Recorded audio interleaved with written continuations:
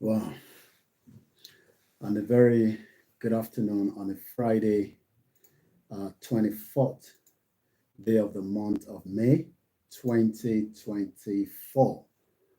Mo kí gbogbo wa pé a tún káàbọ̀ sórí ètò ti Yoruba Nation Self-Determination as we continue our campaign, as we continue our quest, and as we continue to enlighten and educate ourselves on all the reasons in the world why the Yoruba people should have an independent country. Mo kí gbogbo àyìn olólùfẹ́ wa káàkiri gbogbo ibi tí ẹ bá ti ń darapọ̀ tí ẹ ti fi gbọ́ wa ní àsìkò yìí.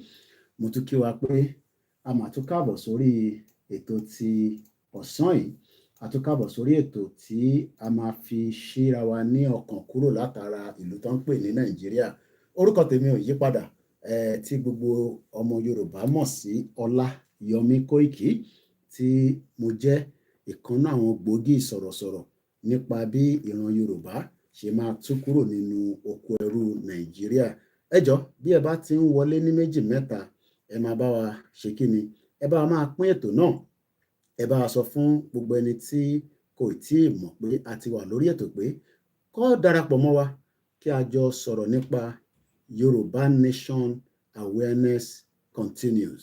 Nítorí pé wọ́n ní bí a bá pọ̀ lórí ètò, òun náà ló máa jẹ́ kí ìrìn àjò yìí kó tètè yá ju bí a ṣe ń fẹ́ lọ. Nígbà wo la máa gba Yoruba Nation? Ìyẹn kù sọ́wọ́ ọba Elédùmarè, ọba àjọkẹ́ ayé, àṣàkẹ́ ọ̀run, ọba tí ó ní wá, tó dá wa, tí a dẹ̀ ń dúpẹ́ pé ní wákàtí ní àsìkò yìí ó fún wa ní gbogbo tá à ń fẹ́. Mo ti wà live ṣé kò urgent. So gẹ́gẹ́ bí gbogbo yín ti ṣe mọ̀ pé Koikimedia òun náà ló máa ń gbé gbogbo bó ṣe ń lọ wá fún gbogbo ọmọ Yorùbá. So ẹ jọ̀ọ́ bẹ́ẹ̀ bá ṣe ń wọlé ní méjì mẹ́ta, ẹ máa bá wa pín ètò náà. A ṣe ń fẹ́ lọ náà tó ní mo kí wa. Bẹ́ẹ̀ wà bá di méjì yóò dogun. Bí èjì bá di méjì, tá a bá fẹ̀ takun yóò díje. Ìdí àti abárè tí àwọn ọmọ Yorùbá lábẹ́ àkóso olórí oko káfàtà. Bàbá wa Emeritus Ọ̀jọ̀gbọ́n Bánjí Akíntóyè ṣe ṣàgbékalẹ̀ ètò kan àrà ọ̀tọ̀ tí a ń pè ní Ẹ̀wá Ọ̀rànmíyàn láti tẹ́ ìṣòro kò pọ̀ kò kéré lórí ọ̀rọ̀ lówódé gbogbo. Ẹ̀wá Ọ̀rànmíyàn mẹ́wàá la ó máa san lóṣooṣù. Èyí lọ́wọ́ ìlú tá a bá wà tó jẹ́ wípé tí àwọn ará Amẹ́ríkà bá ti ń san $10 ni àwọn ará Canada ó máa san $10 ní ará London ó máa san £10.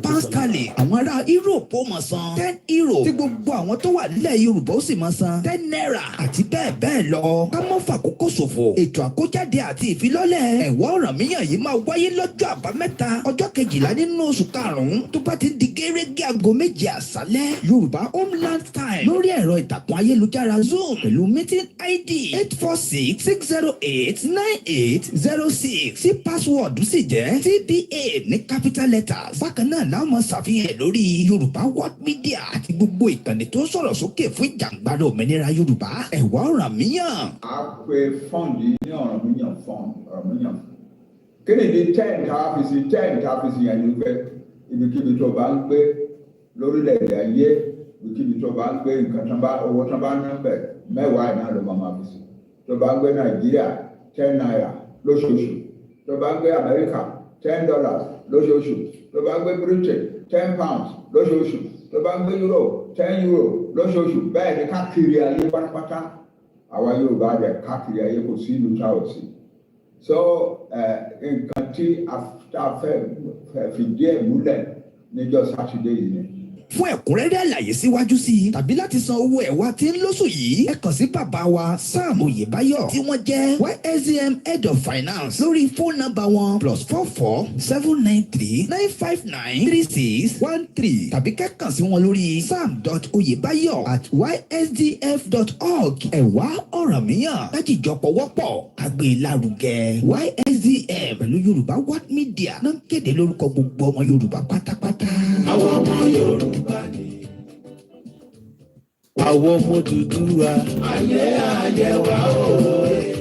Bẹ́ẹ̀ wà Bẹ́wàá bá di méjì yóò dogun. Bí èjì bá di méjì, tá a bá fẹ̀ takun yóò díje. Ìdí àti abárè tí àwọn ọmọ Yorùbá lábẹ́ àkóso olórí oko káfàtà. Bàbá wa Emeritus ọ̀jọ̀gbọ́n Bánjí Akíntóyè ṣe ṣàgbékalẹ̀ ètò kan àrà ọ̀tọ̀ tí a ń pè ní ẹ̀wá Ọ̀rànmíyàn láti tẹ́ ìṣòro kò pọ̀ kò kéré lórí ọ̀rọ̀ lówó dé gbogbo. Ẹ̀wá Ọ̀rànmíyàn mẹ́wàá la ó máa san lóṣooṣù. Èyí lọ́wọ́ ìlú tá a bá wà tó jẹ́ wípé tí àwọn ará Amẹ́ríkà bá ti ń san $10 ni àwọn ará Canada ó máa san $10 ní ará London ó máa san £10.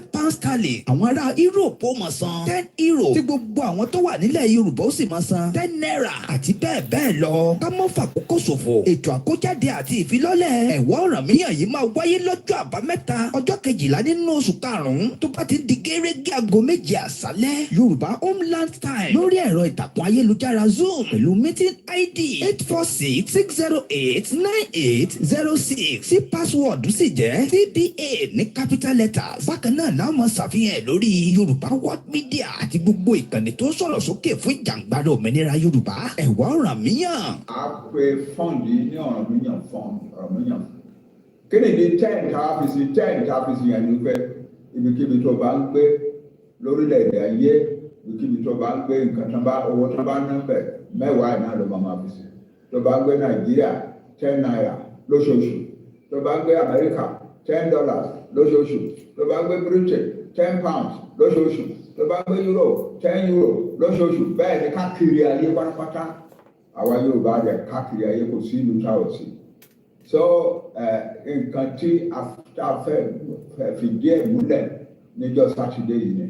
Fún ẹ̀kúnrẹ́rẹ́ àlàyé síwájú sí i tàbí láti san owó ẹ̀wá tí ń lóṣù yìí ẹ kàn sí bàbá wa Sam Oyèbáyọ̀ tí wọ́n jẹ́ YSDM Head of Finance lórí fóònù nọ́mbà wọn +44-793-559-3613 tàbí kẹ́kàn sí wọn lórí sam.oyebayo@ysdf.org. Ẹ̀wá Ọ̀rànmíyàn lájìjọ pọ̀wọ́pọ̀ kágbé lárugẹ. YSDM pẹ̀lú Yorùbá World Media náà ń kéde lórúkọ gbogbo ọmọ Yorùbá pátápátá. A very good afternoon and welcome. I have nothing new to say. People are hungry. Let them die. It's their fault. Yeah, I'm supporting Tinubu 100%. You're supporting Tinubu. 100% to deal with Nigerians. People like you. So that when next election comes, I will now see whether when people bring money, you will vote for them. Or you will do your conscience? Well, election is not a solution. Dissolution is actually the solution to the problems that we encounter in the present day Nigeria. So I welcome you into our live discussion. Nigeria is somewhere, just somewhere around, that's Nigeria, according to the map. So it is somewhere around there. Niger, up there, Chad, we have Benin Republic, Mali is up or down, and we have Cameroon, which is close to the eastern part of what is known as Nigeria. Is the continuation of our discussion from where we stopped. We have not dealt with it as much as enough. So, I'm a berenibiti. Bàbá wa Professor Bánjí Akíntóyè tó ní kí a máa fi educate ara wa. And what we're going to be discussing is the path to prosperity in our ORILEEDE Yoruba. We need a nation with proud roots and proud history. It's a 95-page, just one topic, lashing treat. Until I'm satisfied, then I'll move to the next one. But for now, we will hold on to the first one. But because our history and background is very, very important, I know many of you are not concerned about your history, but I am concerned about my history. And maybe we should listen to Jonathan, the former president, and then after that we play the anthem that we kickstart the program. Thinking about how we've been having this conversation about the unity of Nigeria. And I reflect back at some of the prominent statements made by some of our founding leaders. And I feel that probably this would help us to have the conversation on the Nigerian unity. I just brought four, not to bore you. First, and I quote, not my statement, Nigeria is not a nation. It's a mere geographical expression. There are no Nigerians in the same sense as there are English, Welsh, or French. The word Nigerian is merely a distinctive appellation to distinguish those who live within the boundaries of Nigeria from those who do not. This is accredited to Chief Obafemi Awolowo, the former Prime Minister of the Western region. The second one, and I quote, it is true that we politicians always delight in talking loosely about the unity of Nigeria. 60 years ago, there was no country called Nigeria. What is now Nigeria consisted of several large and small communities, all of which were different in their outlooks and beliefs. The advent of the British and that of Western education has not materially altered the situation, and the many and varied communities have not knit themselves into a composite unit. This is accredited to Sir Amadu Bello, former Premier of Northern Region. The third, and I quote, since 1914, the British government has been trying to make Nigeria into one country. But the Nigerian people themselves are historically different in their backgrounds, in their religious beliefs and customs, and do not show themselves any sign of willingness to unite. The Nigerian unity is only a British intention for the country. So now that we know that it is only the British intention, ìbéèrè tí mò ń bi gbogbo ọmọ Yorùbá and many Nigerians is, if Nigeria is only the British intention, and I have multiple cameras, so my eyes is moving because I am not talking to one platform. We have about almost 10 or 12 platforms that is running. If you're not comfortable with a particular platform, you can switch to other one. The only platform that is not turned on is the Mix LR. But apart from that, I hope you can hear me loud and clear. Mama kick delay the broadcast. Please don't, I have said it, don't ever tell me, oh, Yoruba Nation Lanshi, Yoruba Nation Kema. So if you thought so Yoruba Nation, you can go to that platform and sit there and listen to it. I am not talking to you alone. I am engaging international audience, people from around the world that I want them to know and be proud of who we are. So when I speak in English, I am actually communicating to our non-Yoruba followers, friends of the Yoruba people before the British created that contraction known as Nigeria. So as we go into the program, Tinubu is a weak element, but we will be telling you why Tinubu is a weak element. 1 year of a failed, corrupt government, the APC, that is not going to make your life better.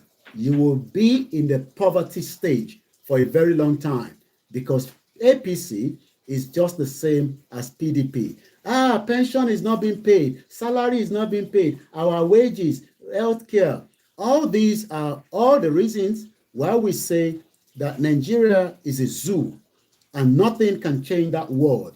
It will remain a zoo until we come out of it. Sometimes people say, hey, were you not born in the zoo? Well, it is a zoo. And that is why I want to come out of the zoo. Idiot.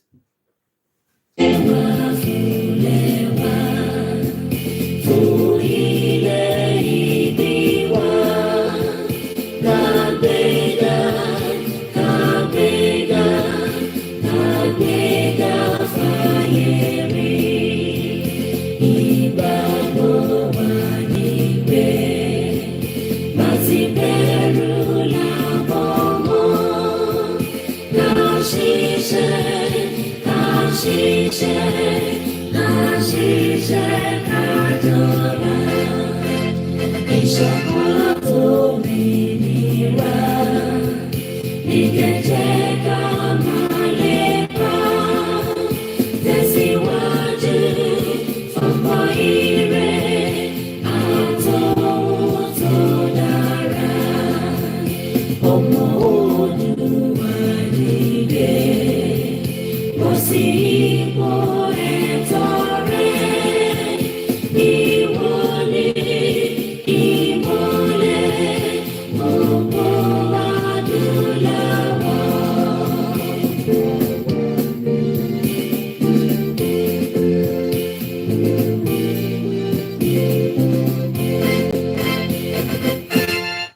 kí gbogbo àwọn media wa, mo kí ọmọ Odùduwà media, mo kí gbogbo ẹ̀yin tí ẹ ti darapọ̀ mọ́ wa, mo kí gbogbo àwọn Koikimedia team. The Yoruba people are non-violent people. And that is the beauty about this movement. Majority people thought that Igboho would have started killing many Yoruba people or giving us order to destroy homes and properties and turn Yoruba land into a bloodshed. But Igboho said no. Baba Akintoye said no. That is not how we will get our country.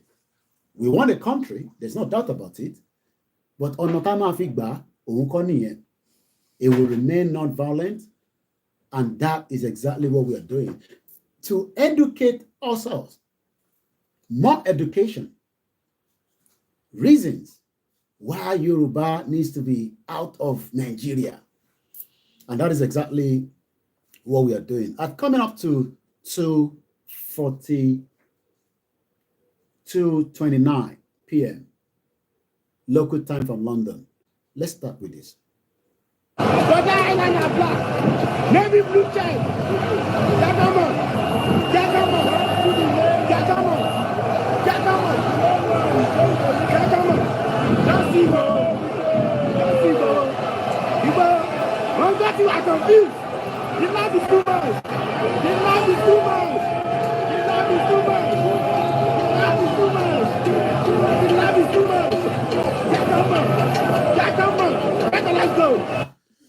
Moki Babawa, Professor Adebanji Akitoye, the leader of the Yoruba Self-Determination Group. Moki Gbogbo Egbe, Moki Gbogbo àwọn tí wọ́n believe in the leadership of Professor Adebanji Akitoye.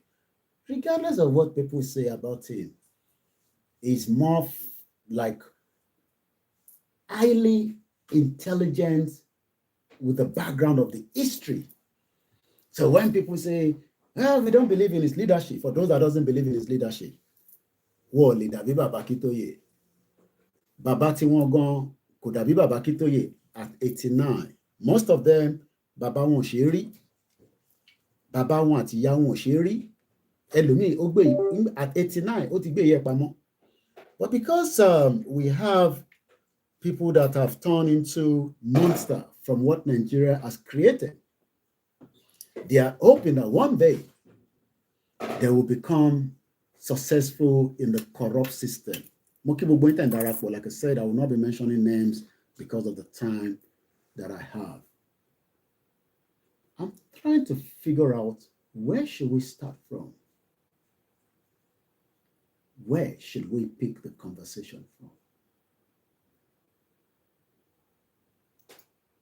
Let's go back to that particular.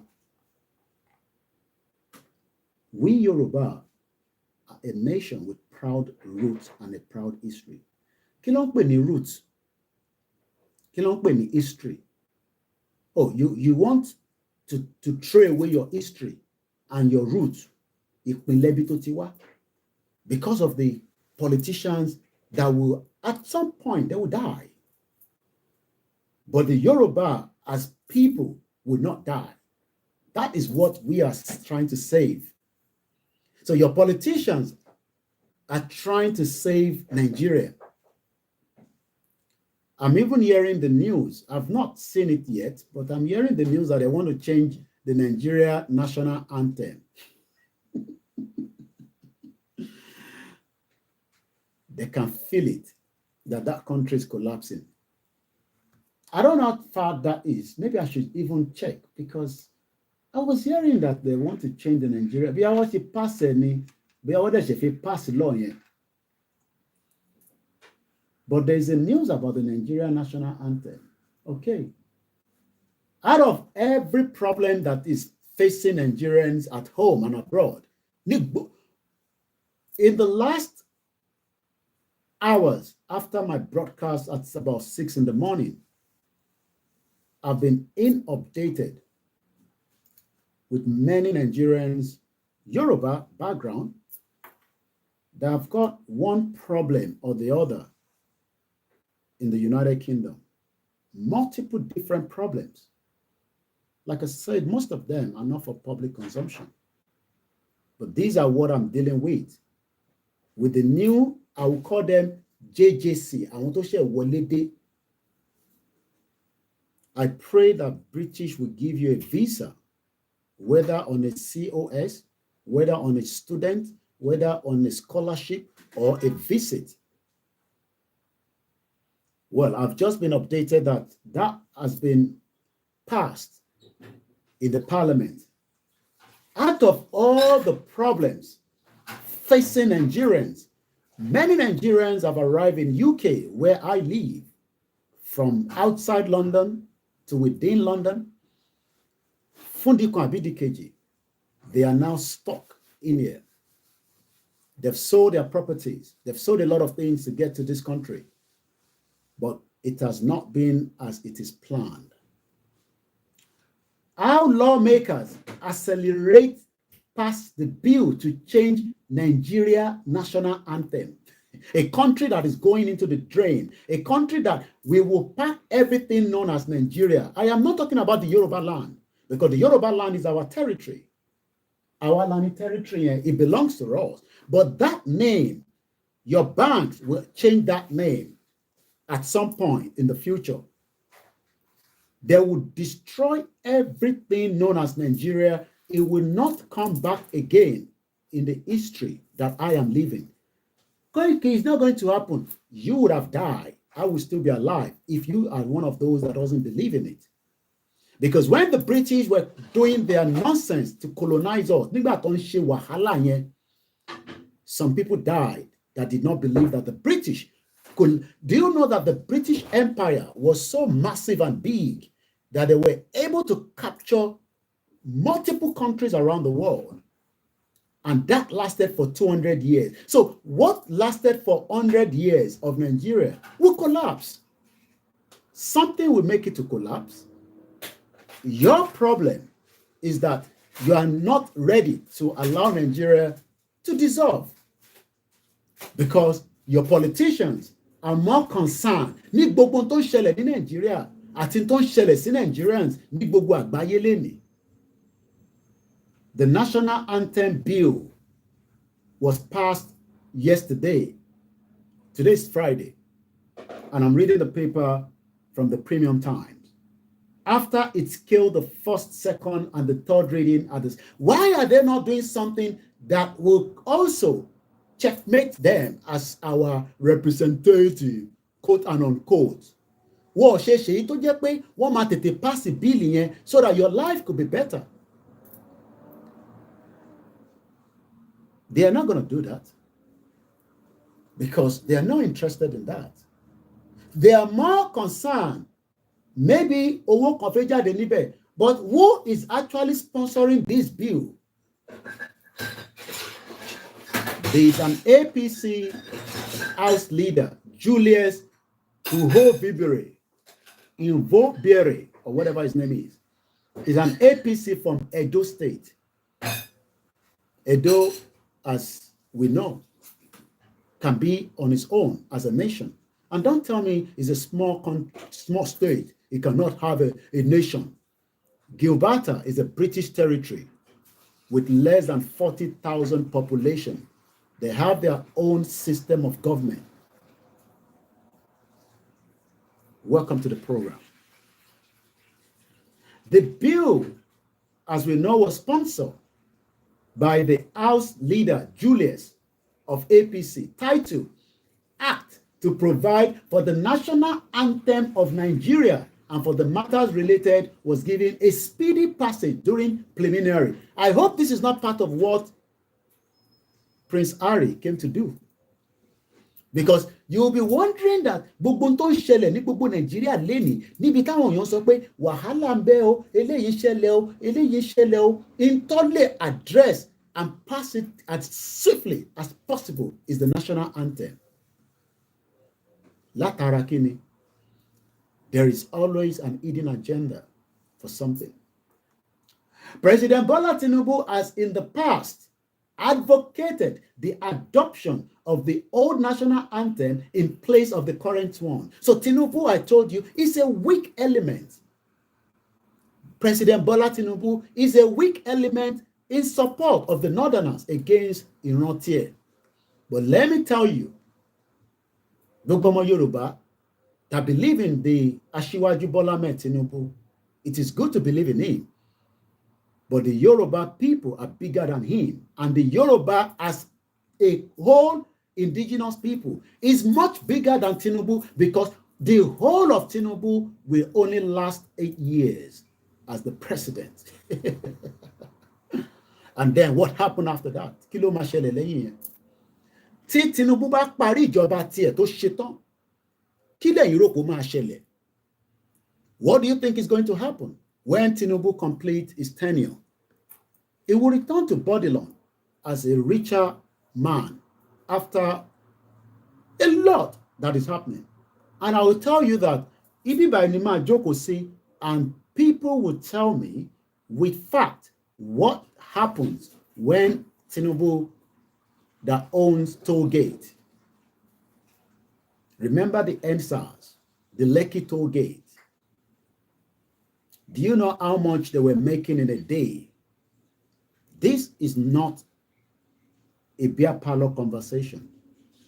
This is a conversation from the person that works right 7 to 7, 7 in the morning to 7 in the evening.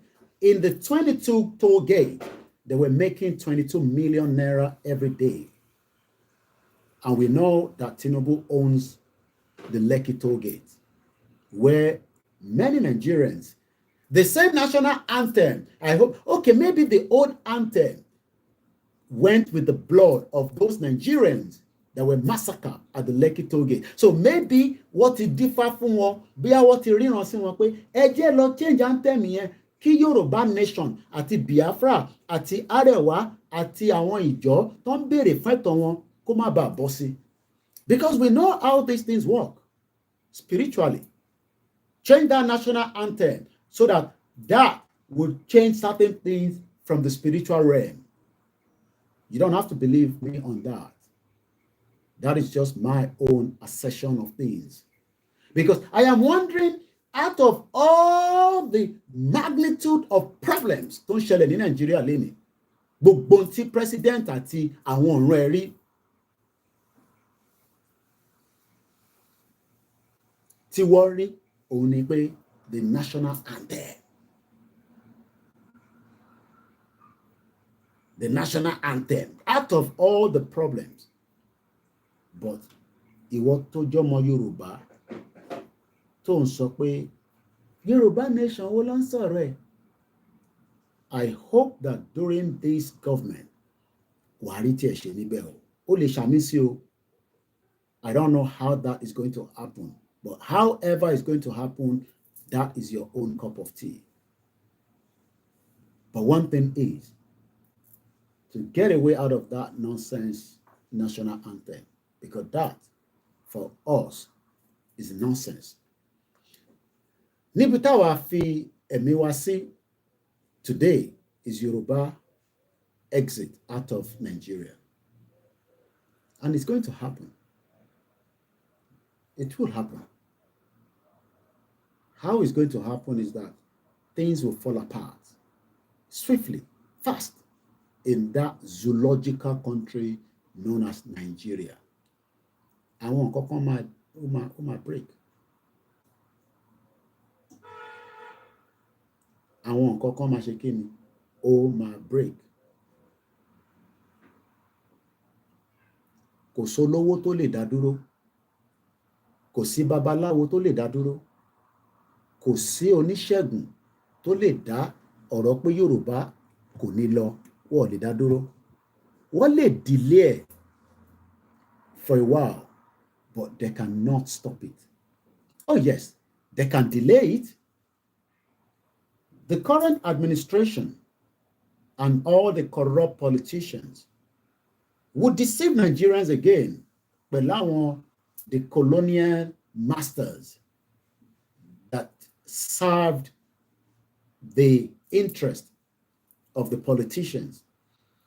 They will start telling you that if Tinubu is not working very well, when it comes to 2027, get another person and vote them in. That was what you were told in 2023. Get your PVC. your PVC will bring the better Nigeria. In 2011, Tinubu, as the leader of one of the main opposition parties, called for the adoption of the anthem in place of the current one. I don't know which one was the old one, apart from the one that we all read from primary to secondary school. But actually, what is in the understanding, it was all lies. It was lies. For them to have told us that Nigeria was a country, it was a lie. But our money, because when your history has been taken away, how do you know the truth from the false? Nígbà tí wọ́n bá ti gbé irọ́ tó jẹ́ pé irọ́ kàbìtì lọ́pa fún wa for over 63 years. Báwo ló ṣe fi wá tẹ̀ mọ̀ pé èyí táwọn eléyìí náà sọ irọ́ ni? And that is where many Yoruba people are not interested. Not that some are not interested. Majority are interested. But about sọ̀rọ̀ nínú Nigeria, they know what the government and the corrupt politicians will do. Somebody called me and said, Mr. Koiki, this was today. If you were in Nigeria, you are likely to have been killed or you are likely to have been taken into the custody. Because ọ̀rọ̀ tó ń sọ jáde lójoojúmọ́ yìí fún àwọn Nigerians, ó ní wọ́n lára, but ikú kàn sí fáwa, and you will not get me in Jesus' name. You will try, but it will not happen. Because the voice, Koikimedia, will be used to liberate the Yoruba people, plus all other media that believe in self-determination. Let's come back to the good news. Path to prosperity. Kí ni meaning prosperity? You have been told that there's prosperity for you in Nigeria. Are you still sure that there is prosperity for you? You better wake your mind up. Ó jẹ́ tètè ya lajú ẹ sílẹ̀ pé kò sí prosperity fún wọn nínú Nigeria. Because it is deliberately the creation of Nigeria. It is not for our own interest. So, kí ni meaning the word prosperity? What is the meaning of this word? Prosperity. Prosperity. Prosperity. The state of being prosperous. Prosperity is the flourishing, thriving, good fortune, and successful social status. Prosperity often produces profuse wealth, including other factors which can profusely wealth in all degrees, such as happiness and health. No, Nigeria is the most happiest people in the world. Stop telling lies. We are the most happiest people in the abject poverty, the insecurity. Your life means nothing to your government. Ṣé mọ̀ pé life yìí kò ní value fún Nigerian government of President Tinubu and the APC and the PDP that were there. The PDP spent 16 years. Your life was as useless as the tissue paper in my toilet. That is why most of you are struggling today. Because government ò as people, that is why we say Nigeria is a zoo. Because you will expect that the zoo should respect animals and give animals their rights. You dare not mistreat animals in the European country. You will not. You dare not. Kí lorúkọ bọ̀bọ̀ tó fi ẹsẹ̀ gbá ológbò tó ń gbá football? Ẹ wo bó ṣe fi ayé ẹ̀ tó fi ta kite nígbà tó ṣe. Kò mọ̀ pé wọ́n fídíò òun. Ó kíkì ológbò. ológbò yẹn ni wọ́n wọlé tó dẹ̀ pa nínú ilé Ìgbòho because wọ́n believe pé ibẹ̀ ni agbára Ìgbòho wà. Because somebody gave information pé bá ti fẹ́ mú olóyè Ìgbòho agbára yẹn inú ológbò yẹn ló wà, ẹ kọ́kọ́ pa ológbò yẹn. And the cat was killed and taken away.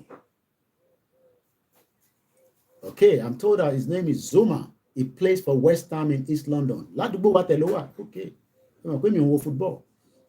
Ó fẹsẹ̀ gbá ológbò. Wọ́n make sure pé wọ́n destroy. I don't know whether he's still playing football, but òun gan mọ̀ pé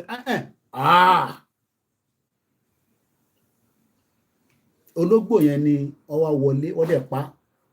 And Yoruba people are happy. Ṣe bá sọ pé kò lágbára. Nígbà tó ń bọ̀ kó lágbára kí ló sá? Ẹ gbọ́ ọ̀rọ̀ ọ̀dẹ̀, ẹ gbọ́ àwọn ọ̀rọ̀ mùgọ̀ táwọn kan tún sọ. Wọ́n náà ṣì ń gbá football, all right. So, we have been able to identify what Baba Akintoye is trying to let me pass to you. Wọ́n ní part ọ̀nà. A ti wà lójú ọ̀nà Nàìjíríà for 63 years. Wọ́n ní tíwájú ò bá ṣe lọ. Ẹ jẹ́ ká padà sẹ́yìn. Ibi tí a ti ní problem nìyẹn. Mo kí ọba Bariga. Kábíyèsí, mo kí yín dáadáa. Ẹ kú àbẹ̀yẹ̀wò. Àwọn yẹn lọ bá. No. Ọba ni bàbá yẹn. Kábíyèsí Elédùmarè o. Atótó ayé o. Ọba Jagumolu Palace in Lagos State, the famous royal palace of the sitting king of Jagumolu III of Bariga, Shomolu, His Royal Highness Ọba Gbọ́láhàn Akiba Timson. Àwọn yẹn ni àwọn ọba tó ń sọ̀rọ̀ pé ìran Yorùbá gbọ́dọ̀ bọ́ nínú oko ẹrú. Kí ló dé? Kí la ṣe? 1914 amalgamation wọn ló ti expire. Kí ló dé? Ta la ṣẹ̀? The 1914 tóyìnbó fi kó gbogbo wa papọ̀. Brother mi kan pè mí, wọ́n ní Mr. Koiki, we are backwards in Yoruba land. Ẹlòmíì rò pé torí pé òun rí iná díẹ̀díẹ̀ lò ní vicinity ẹ̀ because big boy ni the elite ọmọ Yorùbá tó ń ṣiṣẹ́ tó ń make owó tó ń ṣe pé ó ń fa drugs ó ń lo ó ń fọwọ́ pawọ́dà. Ó wá ti ní air condition, ó ti ní mọ́tò kékeré kan, Ọlọ́run kẹ́ nínú Nàìjíríà. Ó wá ní kí ni wọ́n Yorùbá ló ń sọ̀rọ̀ nípa ẹja máa ṣe Nàìjíríà lọ wèrè because kò lè ní understanding pé history ìran ẹ̀ ló ń parẹ́ lọ díẹ̀díẹ̀ yẹn. The more you are saving Nigeria, the more your history is taken away. You don't have to believe me. Ó ní láti gbà mí gbọ́. Èmi ò ń ṣe pastor ẹ̀, mo dẹ̀ ń ṣe imam, mo dẹ̀ ń ṣe babaláwo. All I'm saying is that we have something. Tí Ọba Bariga, the Jagumolu III of Bariga, the Royal Highness Ọba Gbọ́láhàn Akiba Timson, tí mo ṣí fìlà fún bàbá. Àwọn bàbá tó mọ history pé ìran Yorùbá, ìran wa ò gbọ́dọ̀ kú. Because the moment your lineage is gone, èdè bá ti kúrò, gbogbo òyìnbó tá à ń sọ nínú Nàìjíríà, nílẹ̀ Yorùbá, ó máa pa ìran ẹ̀rẹ́ tá a bá tètè dìde sí. Àwọn kan wá dìde, olóyè dìde, gbogbo ọmọ Yorùbá dìde. Wọ́n ní enough is enough. Àwọn Yorùbá kan ní no, ẹ jẹ́ a jẹ́ kí wọ́n máa ṣèjọba Nàìjíríà lọ, kí gbogbo wa wà nínú ẹ̀. Àwọn kan tẹ̀ tún suggest pé ká lọ ṣe party, political party, ká lè fi mú establishment Yorùbá jáde kúrò. Nígbà tásìkò bá tó, wọ́n ní fùrọ̀ máa là nígbà tó bá lọ ṣe gá nínú mo kí gbogbo wa lẹ́ǹkan sí. Ẹ má bínú pàní lè máa dárúkọ. There's no time for that sometimes. And I know the reason why, because it will take us away from a serious discussion. Mo nọ́rọ̀ Yorùbá nation kò kí ń ṣeré rárá, kò ń ṣe ta mama nígbà yes nǹkan kan lè má ṣe fẹ́. It is a serious important matter. Tó jẹ́ kí wọ́n máa béèrè lọ́wọ́ ẹ pé níbo ni ìran Yorùbá gbọ́dọ̀ wà àti pé níbo la wà nísìn. What is the gain from the contraction known as Nigeria? Ǹjẹ́ orí prosperity látijọ́ tó ti bí wọ́n sínú Nigeria? àti pé tí wọ́n bá wá rí prosperity ǹjẹ́ ìran tó ń bọ̀ in another 500 years because you will all die including myself but kọ́nà fún alẹ́ mi gúngùn ká dàgbà ká dògbó. Why are you being selfish about you? Kí ló dé tó jẹ́ pé ìwọ nìkan ló ń wà selfish nípa tiẹ̀ nìkan? Kí ló dé tó rò tàwọn tó ń bọ̀ lọ́jọ́ ọ̀la? In tó yẹ ká máa rò nìyẹn. Àwọn tó ń bọ̀ ní ẹ̀yìn wa, how are they going to survive in this madness created by the British known as Nigeria? That should be our main concern and priority. But ìwọ tó ìtẹ̀ tí rí prosperity. One of my auntie in Nigeria, ẹ mọ̀ pé àwa Yorùbá a ní auntie a ní sister bá àtẹ mọ́ra rí auntie náà ní gbogbo wa. Wọ́n ní Koiki in tó jẹ́ káwọn dá sọ̀rọ̀ Yorùbá nation mo bẹ́ẹ̀ ni bá mi ṣètò lórí pension tí wọ́n fi ń jẹ àwọn mẹ̀kúnnù ní Nàìjíríà. The pension of the elderly people that have worked all their lives serving Nigeria. Auntie mi ní Koiki, bàbá mi jìyà kò rí owó pension gbà. Ó ṣiṣẹ́ pẹ̀lú federal government for more than 30 years plus. Kò rí owó yẹn gbà. He died. Wọ́n wá ní kó tó kú, ó wá náà wọ́n wá concerned nípa the next generation. But the next generation are here abusing us every day.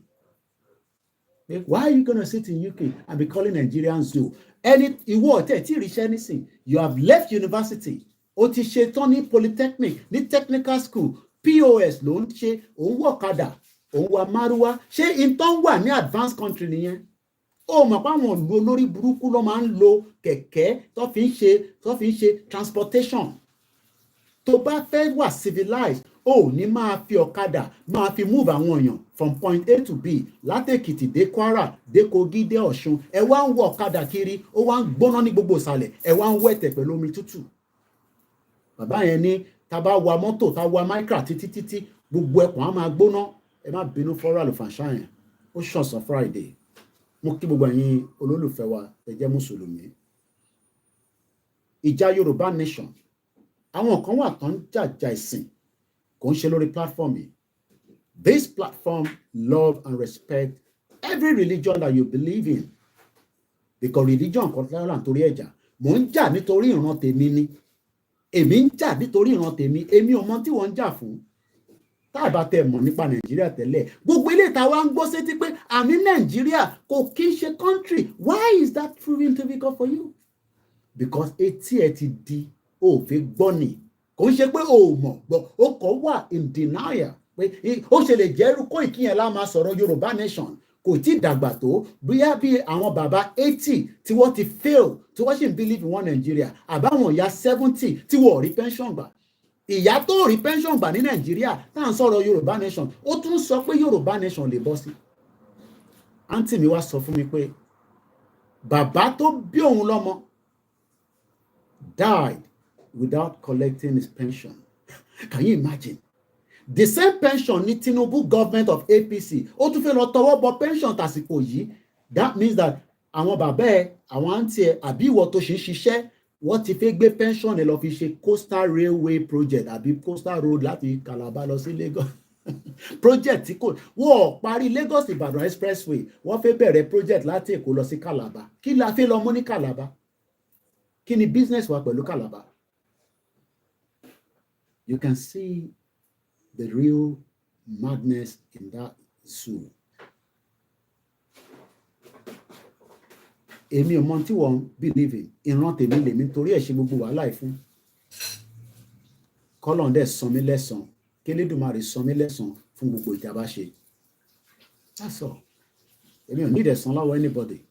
But wọ́n ní tó bá ń kọ ìtàn Yorùbá wàá máa kọ èmi náà mọ̀ pé arákùnrin kan wà níjọ́kíjọ́ tó bá bọ́ sí lágbára Elédùmarè ìyẹn kù sọ́wọ́ Ọlọ́run whichever of the God you believe in.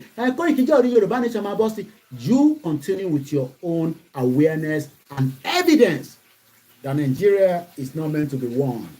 That's all. And when the right time comes and everything is right, everybody will know. For now, it's all about education, awareness. Koiki wọ ọgbọ́ wa, ìwọ náà tó ọ̀tọ́ pé wọ ọgbọ́ lọ bá wa sọ fún ẹni tó gbọ́ pé ǹjẹ́ ó ti gbọ́ pé kí ni pé ìran Yorùbá ti dìde wọ́n ní àsìkò tó. Mo kí gbogbo àwọn ọba tí wọ́n dìde tì wá.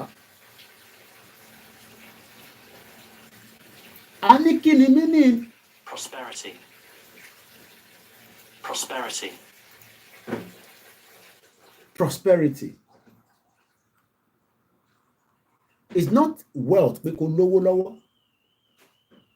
Kó kọ́ tẹ̀ jí láàárọ̀ káyé má máa já pé tó bá jáde nísìn tí dánfó tó wọ̀ bá gbé gbàs within 8 minutes maximum ambulance dẹ̀ máa gbé kúrò ńbẹ̀.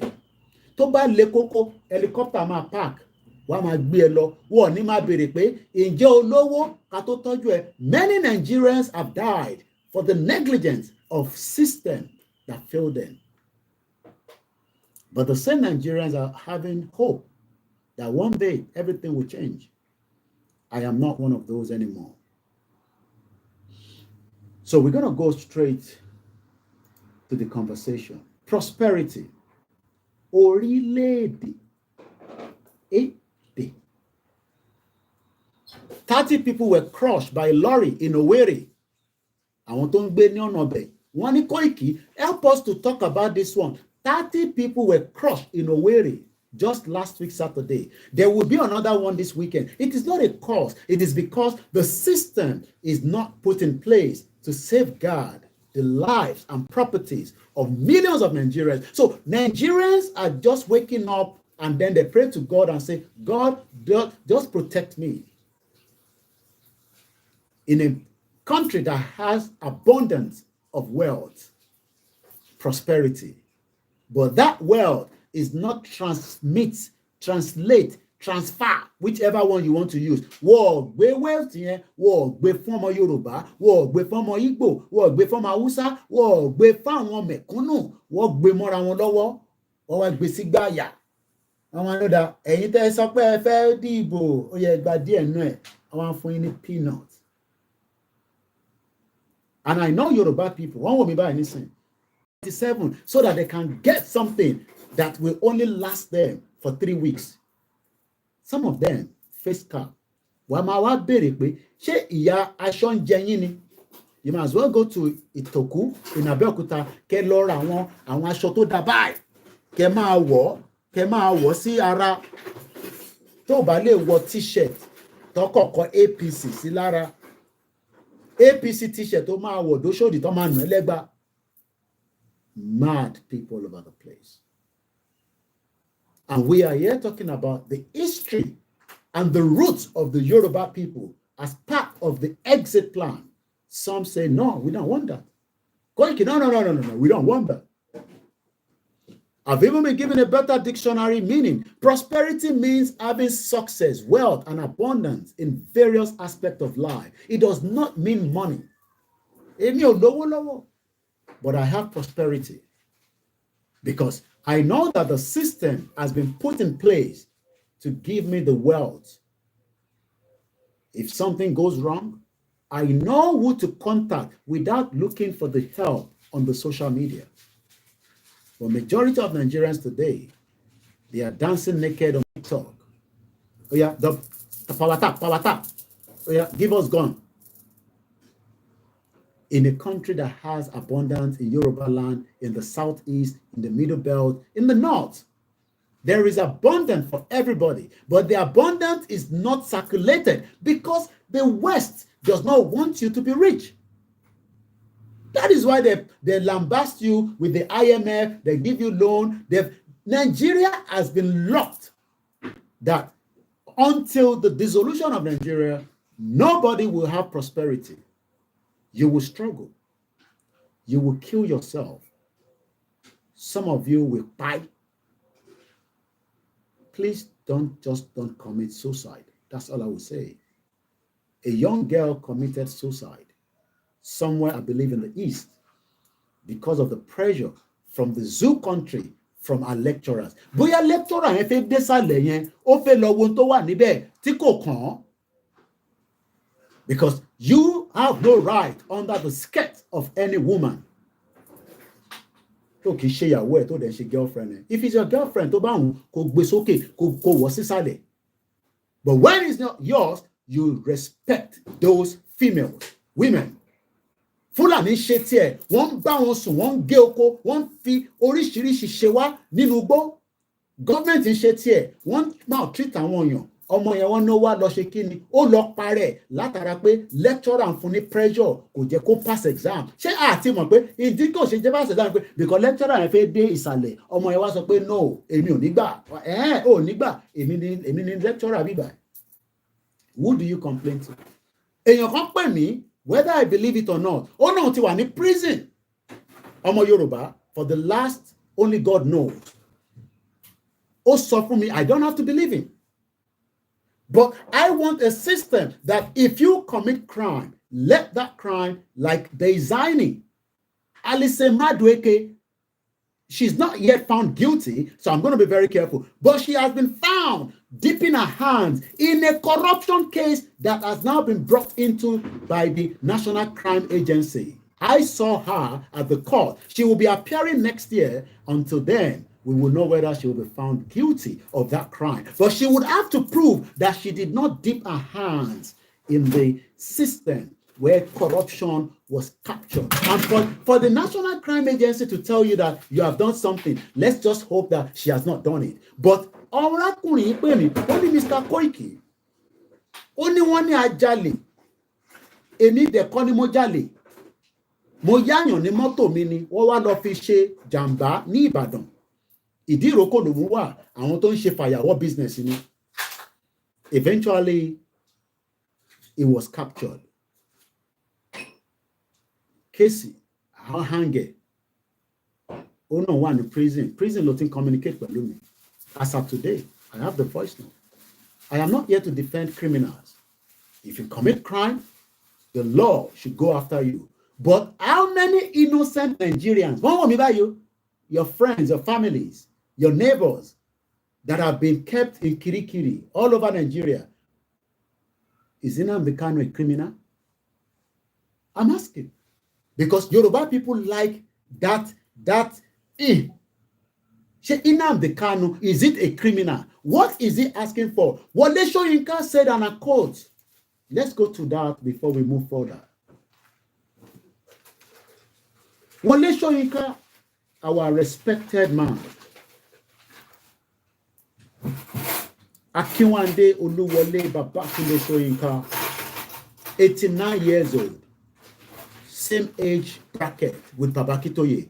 He knows that Yoruba people should exit Nigeria.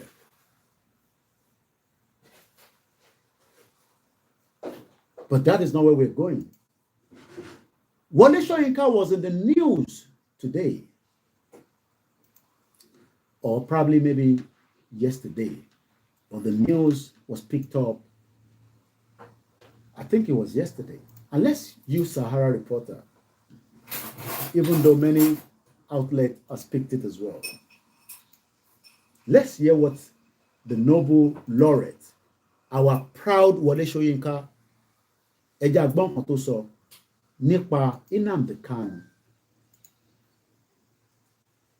I am not here to sell Igbo to you. If you like hate them, they hate you as well. We hate each other. Let's go separate ways. Àkókò ń ṣe lédè kan náà.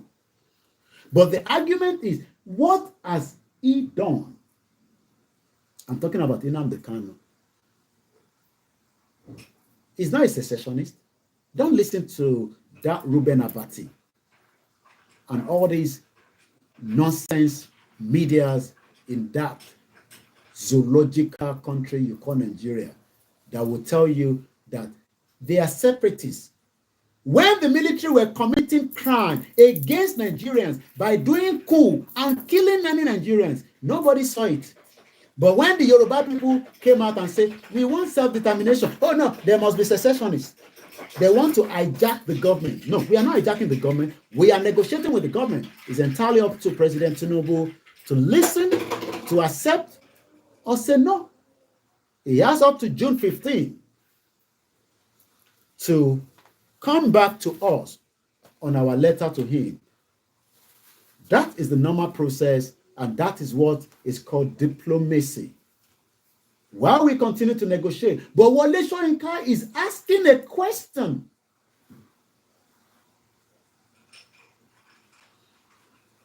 He's asking a question. He is only béèrè tó ń bi Tinubu, and I hope he can tell Tinubu, because we know that Soyinka has access to Asoro. Maybe this is what he needs to. Look, Nigerians are thinking that Nnamdi Kanu is in the DSS custody. Nothing can happen again. We have locked him away after Buhari kidnapped and renditioned him back to Nigeria. I bet you that we are just going to get more problems in the near future. I don't know how soon. Continue to say, just they do online, nothing will happen. I pray that nothing happens. But what Soyinka say, Nigeria is making a mistake. And I pray every day. Gbogbo tí Nàìjíríà máa ṣe tó máa ṣe àṣìṣe tí ọmọ Nàìjíríà náà máa fi dìde pé à ń béèrè ẹ̀tọ́ wa wá dẹ̀ kojú kọ ìjọba. I don't pray for the progress of that messed up country called Nigeria, because it will never be progress. There will never be prosperity. That is why Yaya Bello can take $720,000 out of the government of Kogi State that doesn't have much and then pay it to an American school in Abuja. And Nigerians are just sleeping there and waiting. And they will be commenting. That is all we can do, because that is the only thing you can do. But when the right time is right, Moki sister, I'm sure you Koribe,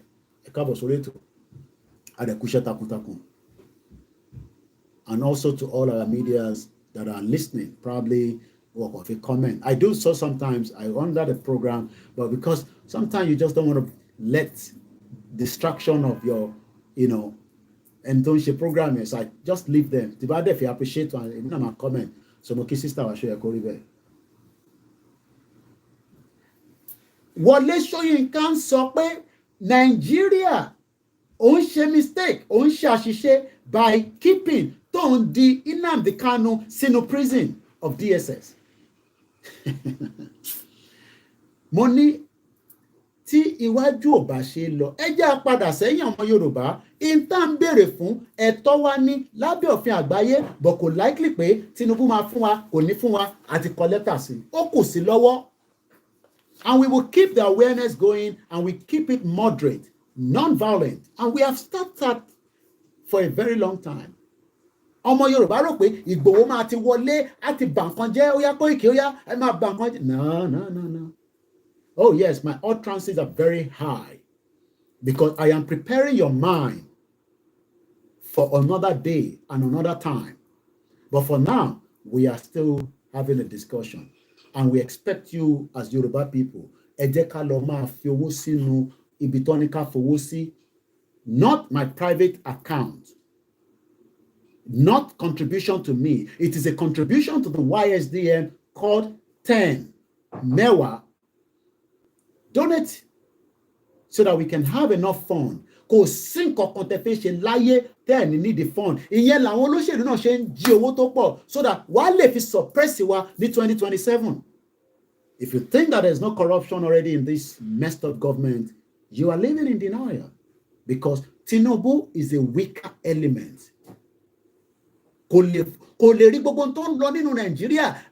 How can Nigeria? No, it is too big, because if it's not big, how come to prosperity? Oh, Nigeria is not big, Koiki.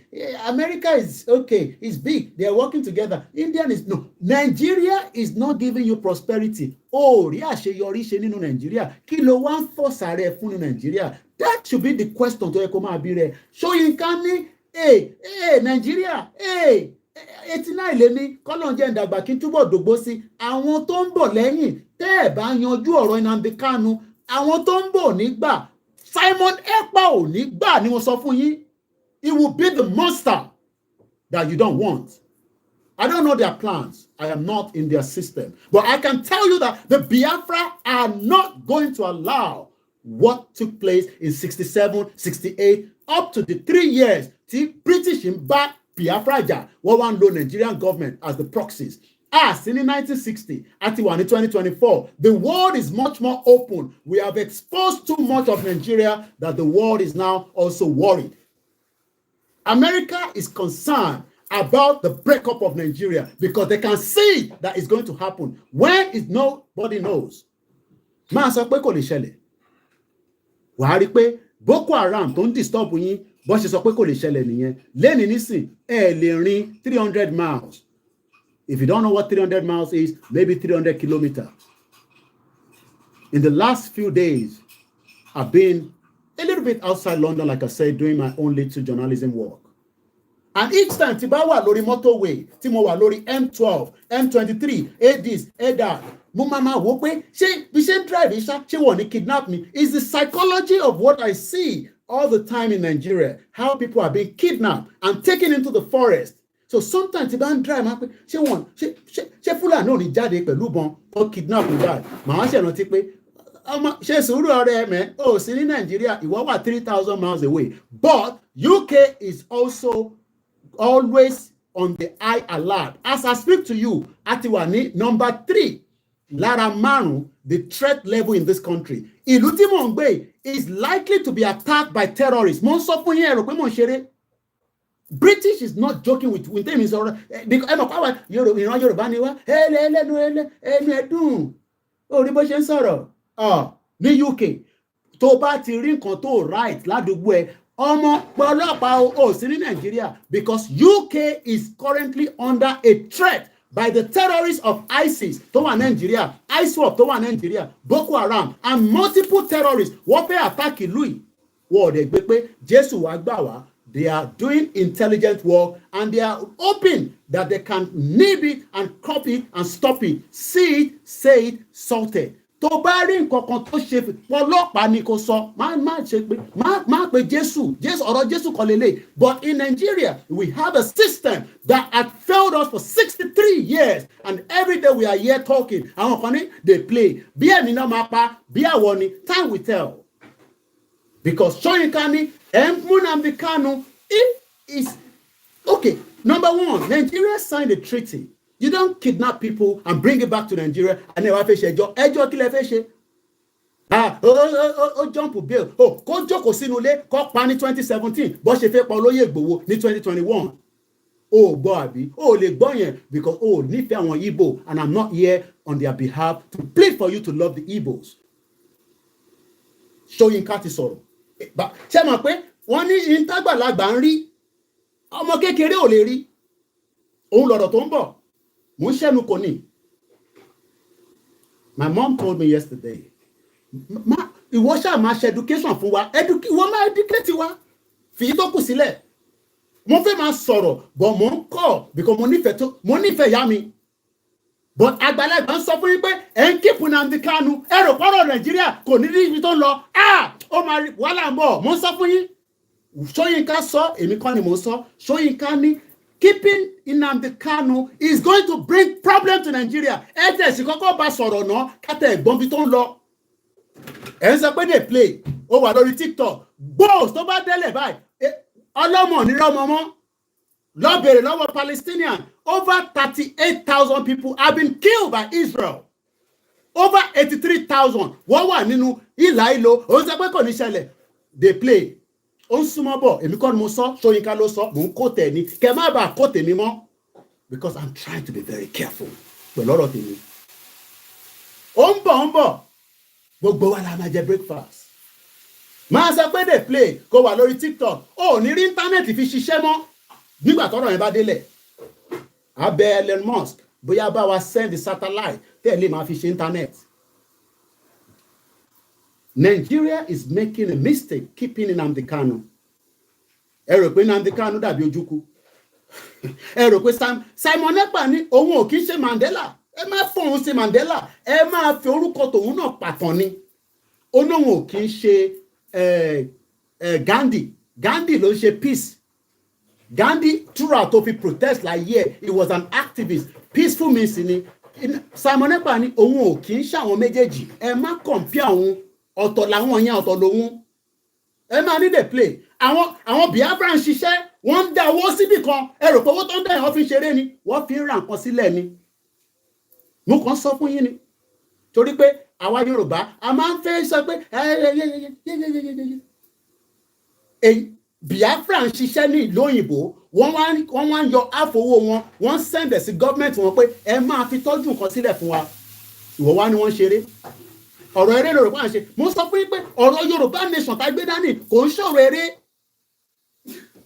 ẹ sọ fún bàbá Tinubu kó bá àwa sọ̀rọ̀, kó bá Biafra sọ̀rọ̀, kò ní láti accept. A ti mọ̀ pé weaker element ni Tinubu ṣiṣẹ́ fáwọn northerners ni, a ti rí yẹn already. Àmọ́ kò tẹ̀ ṣe bá wọn sọ̀rọ̀ kí tempo yẹn lè lọ́lẹ̀ díẹ̀. Ṣé ẹni bẹ́ẹ̀ mi ṣe ń gbé yìí? Tó bá di gbàs lórí M1, ò ní rántí mú pátá kúrò nínú ilé. Ìwòwò ló máa jáde ló. Ṣèbí gbà tí ṣẹlẹ̀ tán ní bọ́ǹbù kan explode. Ẹ rántí? Gbogbo yín lẹ rántí náà. Inú ìrà làwọn èèyàn wọlé sí nígbà tó ní rí kankan. Tó bá tẹ̀ jẹ́ lọ́sàn-án wá tẹ mọ́ bí tó fẹ́ yà sí. Tó bá lẹ́jọ́ lọ́wọ́ alálẹ́ tẹ́ ẹ̀ níná tí wọ́n fún yín ní 24 hours light. Oh my God. 2006 ọ̀sán máa rọ̀ bọ́ǹbù tó ń yìn nílùú yìí ó rí ipò bọ́ọ̀sì ni ẹ̀mí bá lọ eléyìí ṣàrọ̀ ṣe torí pé wọ́n wà láàbù no ìyẹn mo ṣe ń dárúkọ ti bíbá iná àsìkò ń bọ̀. Can you open the window properly please? Mo kí gbogbo alẹ́ nǹkan sí. Nigeria is making a mistake keeping Nnamdi Kanu in the prison. I am not the spokesman for the Biafra. Mo constantly showing counsel ni. It's a mistake. America and Iran, wọ́n sì negotiate as big war. Do you know that America ni kò jẹ́ kí wọ́n change the part helicopter to explode àbí tó dẹ̀ crash there whichever one. Èyí tí Iran president lò yẹn. Èmi ò tẹ̀ mọ́ reason tó ṣì ń lo American product. Ẹ ti mọ̀ pé èrè rí pàtẹ́ra. Kí lẹ wá ń drive helicopter wọn fún? Tẹ́ ẹ lọ síbò mi kẹrẹ helicopter.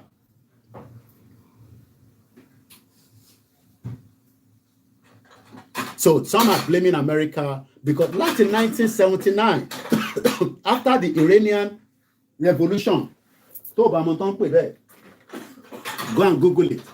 Iranian revolution of 1979. Òun ló change the reason to America at Iran. They've gone their separate ways. But I am not here to discuss that. Mo kàn fún yín because part of the history, many things have happened tó ń fa gbogbo awuyewuye tó ń lọ lágbàáyé, but kò sí bó ṣe lè jẹ́ tó.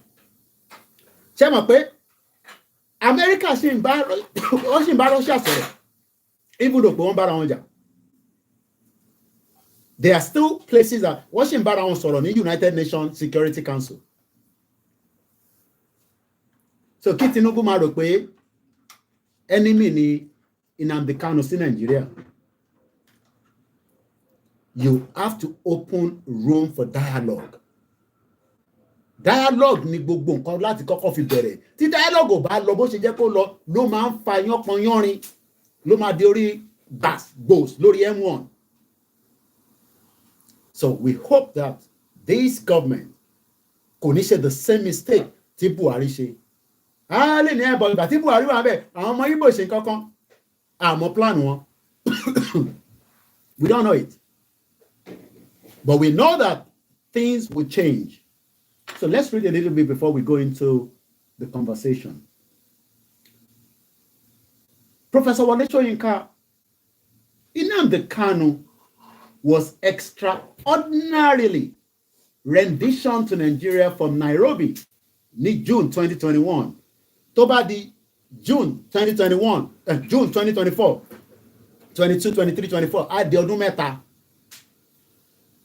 Ẹ wá tì mọ́lé, wọ́n wá gbé dé court, olórí burúkú George wá ní òun ò jẹ́ kó gba béèlẹ̀, ẹ dá padà lọ sọ́dọ̀ DSS. No problem.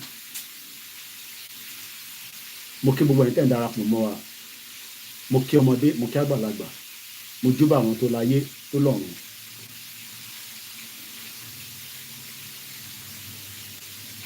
What kidnapping Nnamdi Kanu? Look, we don't have to like him, but you must give room for negotiation and dialogue. Dialogue. Ẹ lè máa ṣe dialogue. Kẹ́dẹ̀, but kẹ́ wá kàn sọ pé kèésì nǹkan kan tó lè ṣe. Ìbẹ̀ orí social media ní gbogbo yìí ti ń pariwo. Orí ibẹ̀ náà láti máa pariwo because ibẹ̀ la ní access. I don't have access to the full transmission in Nigeria. Kanu was extraordinarily rendition to Nigeria from Nairobi by the Fulani government of the former President Muhammadu Buhari and Yemi Osinbajo,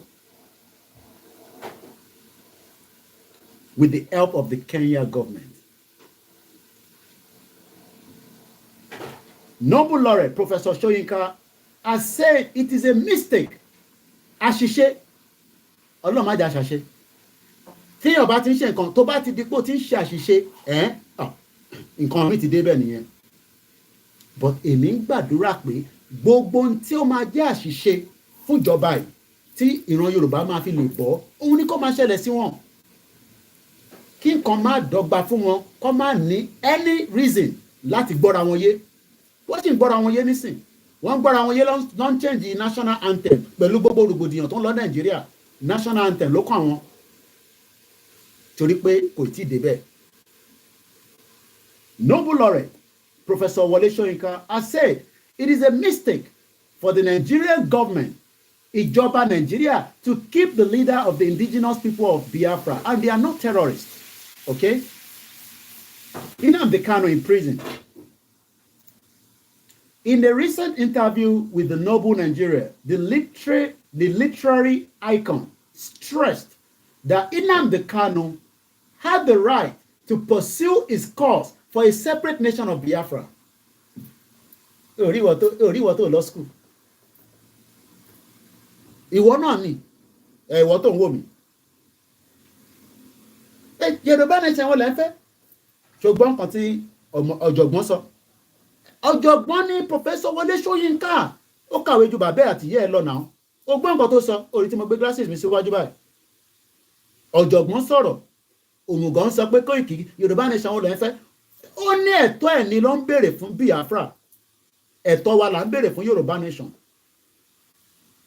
Orí bó ṣe ń wò mí. Ẹran orí rẹ̀ sí. À ń sọ̀rọ̀ ìran wa, ò ń sọ̀rọ̀ Nàìjíríà. Nàìjíríà wa jẹ́gẹ́ bí ìran tiẹ̀. Ìran ẹni Nàìjíríà.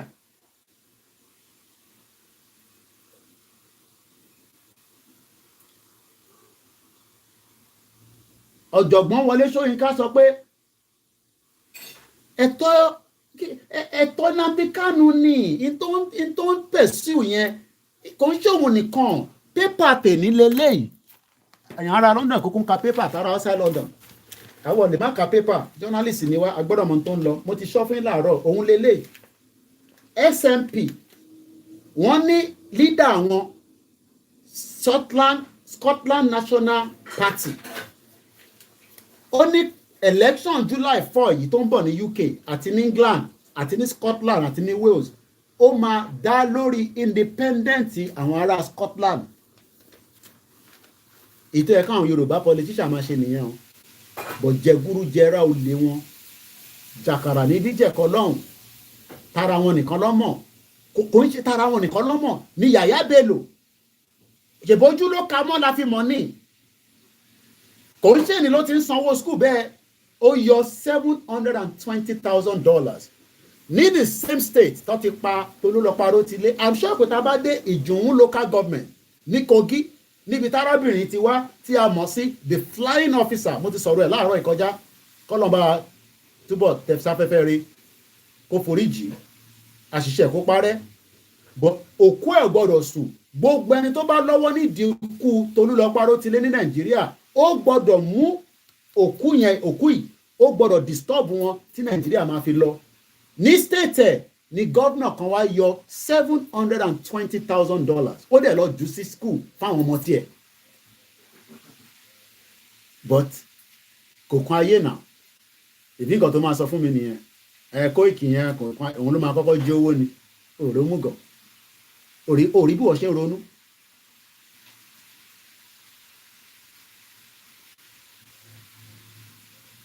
He was never accused of physically bombing any place or killing anyone.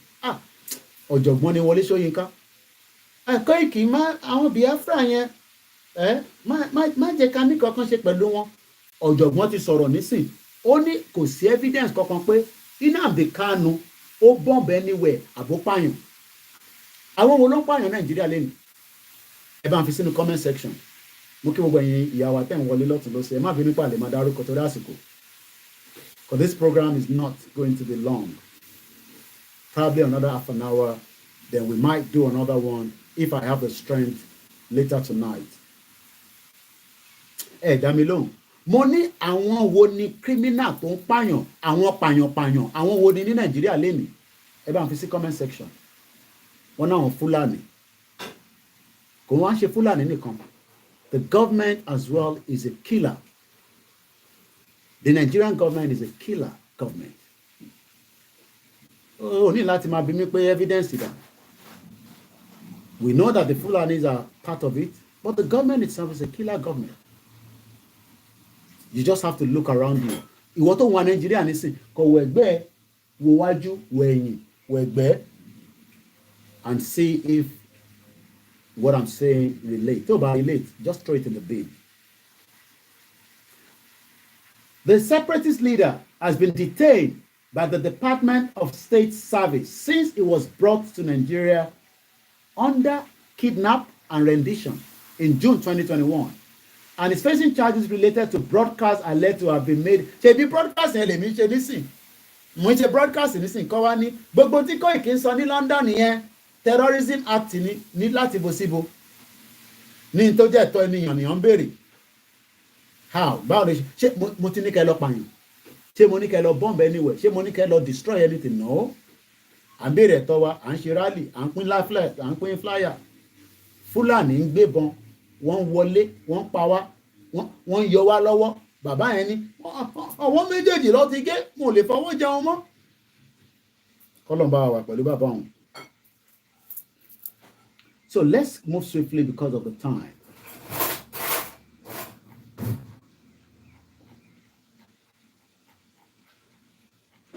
Mo kí gbogbo alẹ́ nǹkan sí.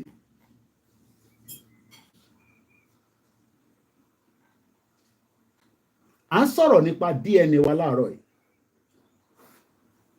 That the ìran Yorùbá ti exist for 8,000 years. Àwọn Yorùbá ti exist for 8,000 years. Bá ti jọ ń gbé ní ẹ̀jẹ̀ ká máa no. Ṣé tó bá ti ń sọ̀rọ̀ bẹ́ẹ̀ yẹn o ti ní àrùn ọpọlọ. Because ẹni tó ń ní àrùn ọpọlọ ló máa sọ pé ó ti ṣẹlẹ̀ ìyẹn ti pẹ́ kí ló pẹ́. Nàìjíríà ò tí ì dàgbà púpọ̀ náà. Kò tí ì dàgbà púpọ̀, ẹjẹ́ àlùmọ́lẹ̀ kó máa bá tiẹ̀ lọ káwa lè rí ayé gbé, ká lè rí ayé lọ. Kò ń ṣe heaven tó fẹ́ lọ ni mò ń sọ o. Kọ́kọ́ tẹ̀ sì gbé láyé yìí. Spiritually, physically, prosperity, kó tó máa think about the other side of the ibi tó bá wọn tó fẹ́ lọ ńgbà yẹn. Subject to your religion. Long before the rest of the Black Africa, we Yoruba began to develop into urbanized people. Òyìnbó yẹn pọ̀ àbí? Màá break it down fún ẹ. Kí ló ń pè ní urbanize? Mo kí gbogbo ẹni tẹ́ ń darapọ̀ mọ́ wa. Ẹ jẹ́ ká lọ wo meaning urbanize. Kí ló ń pè bẹ́ẹ̀? Tó bá sọ pé urbanize. Kí ni meaning? Meaning of urbanize in English, having a lot of houses, offices. Ṣe rí pé bàbá kí tó yìí, ṣe rí pé bàbá yẹn, bàbá tó mọ history ni. Ó ní ìran Yorùbá wà urbanize, URBANIZED, Uniform Romeo Bravo Alpha November Indigo Zulu Echo Delta, urbanize. Pé ìran Yorùbá àti ní ilé tá à ń gbé, kò ń ṣe inú igbó là ń gbé o. Inú igbó kọ́ là ń gbé káwọn òyìnbó tó dé ní 14th century. Wọ́n bá wa nínú ilé ni. Ó lè jẹ́ ilé amọ̀, but inú ilé yẹn máa ń tutù nítorí pé níta ó gbóná.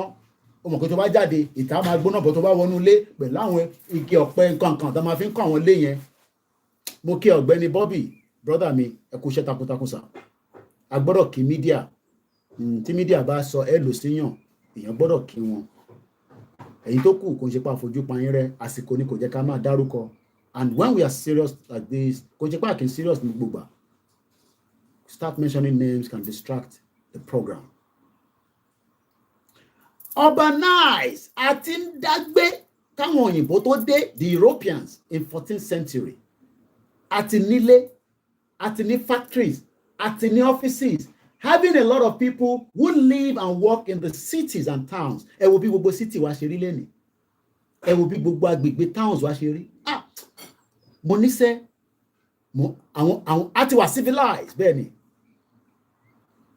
mo ń rin àwọn ìrìn kan lẹ́nujọ́ mẹ́ta èmi gan mọ̀ pé UK yìí àbí Fúlàní máa jí mi gbé torí nígbà míì tó bá abẹ́ máa dàbí pé Fúlàní máa jáde ẹ mọ̀ pé psychology ni ìtìyàn rí lójoojúmọ́ ni lórí news Nàìjíríà kidnap àwọn tó kidnap pẹ̀lú Dangote cement Dangote ò tí ì rówó fún wọn ṣe báwọn yẹn ni kó bá wọn sọ̀rọ̀ kọ́ release wọn náà wọn náà fẹ́ 5 million.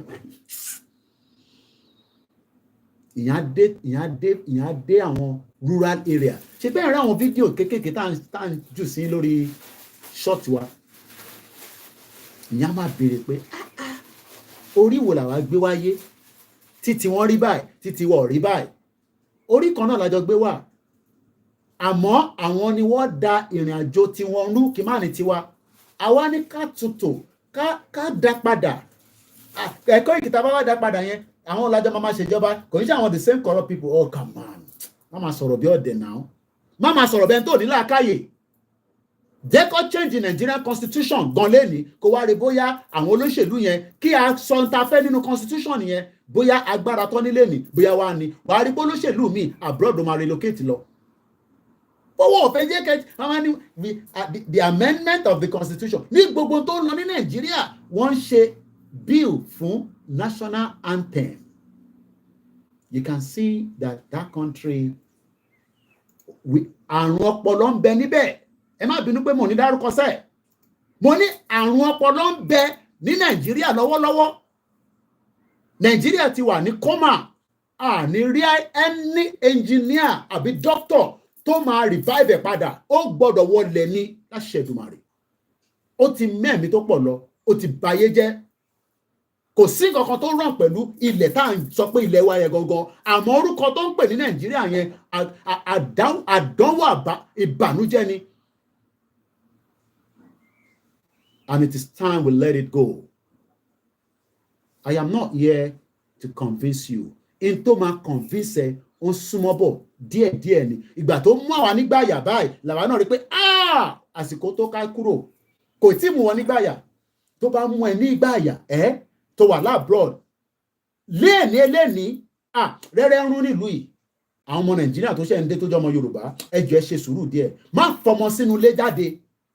Wọ́n máa ọmọ agbọmọ lọ́wọ́ ẹ̀ nílùú òyìnbó ó gbọ́n tí mo sọ ọ̀rọ̀ tí mo sọ ọ̀rọ̀ tèmi ọ̀rọ̀ ànọ́sẹ́ ní mo ní go into it too much mo kàn máa sọ pé má fi ọmọ sínú ilé tọmọ máa dá lọ sí school wàá gbọmọ lọ́wọ́ ẹ̀ nílùú yìí social worker kò ń ṣe Nàìjíríà ló wà àwọn tó dé wọ̀ lè sanwó school mọ́ wọ́n ti get stuck oríṣiríṣi problem lórí desk mi problem ojoojúmọ́ láwọn tó ṣẹ̀ ń dé ìkan náà ń sọ fún ọ̀rẹ́ kó tó máa gbéra bọ̀ pé bóyá kí wọ́n sì máa bọ̀ ná àbí kí wà tìyàwó ẹ̀ máa bọ̀ kí ìyàwó ẹ̀ lè ṣe full time kí torí 20 hours tó ń bọ̀ wá ṣe yẹn kò ní kankan o kò dá lóhùn wọ́n ní láti February tó ti dé nísìn títí di fi ṣe bá ń sọ̀rọ̀ bóyá ló máa ríṣẹ́ lọ́la nílùú òyìnbó London ni London la wà I feel alright máa jẹ́ káwọn glamoury fake life wọ́n fi ń wọ̀n ẹ́ tó yẹ pé ẹni tó sì ń struggle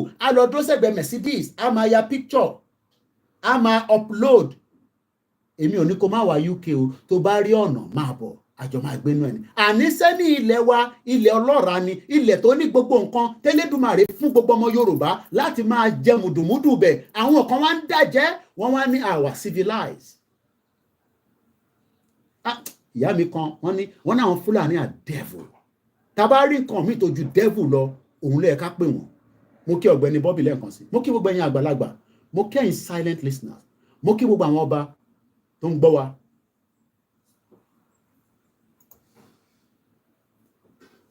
ẹ wá wo bó ṣe ṣe UK gbọ́n the UK is highly urbanized country ṣe rí pé UK gbọ́n UK tó dá wàhálà sílẹ̀ àwọn wá and there are ìyá wà nínú ìlú yìí oh my God but mo ní wàá dé àwọn ibì kan wàá máa béèrè pé ṣé wọ́n ní ṣé bíbá yìí in tí bàbá wo lọ́wọ́ ń sáré ẹ̀ lélẹ̀ nígbà táwọn náà ti rí gbogbo bí Europe ṣe rí tó ti lọ Singapore tó ti káàkiri pé bẹ́ẹ̀ èèyàn máa ń ṣe ranch ni tó bá ń ṣe màálù. Kí ló wá ń fi màálù tiẹ̀ èèyàn dáko? Ẹ rí fídíò yẹn, ebi gbogbo wa láti rí, gbogbo ẹ̀kọ́ náà la máa post. Ó wá ń fi àdá ṣá oko lóko, ó ń fún àwọn màálù jẹ. Tó bá ó kù díẹ̀. Ó kàn máa ń yà mí pé àláwọn gọ́vnà tó dáa. Ó yẹ káwọn gọ́vnà wa kọ́ equip àwọn àmọ̀tẹ́kùn yẹn, irú àwọn èèyàn bẹ́ẹ̀ yẹn kọ́ kí má fi gbogbo ẹnu sọ̀rọ̀. Ẹgbẹ́ tí rí fídíò, everybody saw the video. How can somebody go into somebody's farm? Ó wá ń fi àdá, ó fi ń ṣá gbogbo oko yẹn káwọn màálù lè máa jẹ. Ìyẹn àgbàdo alágbàdo tó yẹn ń retí pé tágbàdo bá ṣe tán, òun á kórè, wọ́n ní Ọlọ́run jẹ́ akóró èkó wa délé. Bí àwọn àtàwà lábroad, ṣẹ́dá ìtẹ̀ wà nílé ẹ lè rí kankan kó jáde nínú oko. Tẹ́ bá rí kó jáde, alhamdulillah. What God cannot do does not exist. Continue to live in denial. Kò ń ṣọ̀rọ̀ oko nìkan. They destroyed almost every road network in Yoruba land. That is why Yoruba land is not urbanized. Mọ́ra wọn small project on ṣe ní gbogbo state yìí. We do say it. Wọ́n ti bá wa ṣe títì. Wọ́n ti connect the bridge yẹn. Oh yeah, take picture. Oh yeah, go on social media, upload it so that Koiki can see it and they can talk about it. Ní kúre. Ṣèbẹ̀rí Ṣèyí Mákindé. Brilliant daughter, right? Because you must be brilliant to get to that university. I hope he's looking after the same university in Oyo State. That's all I will say. Let's go further. Live program lẹ́ ń wò, okay? Ẹ̀yin tẹ́ bá tún wò, mo kí yín náà. Wọ́n ní tipẹ́tipẹ́ mo kàn tún padà sí ibi tá a ti mú urbanize jáde long before the rest of Black Africa. Ṣé rí pé ìyẹn lọ́sọ̀ sọ pé tó bá lọ kántẹ́mì yẹn dáadáa.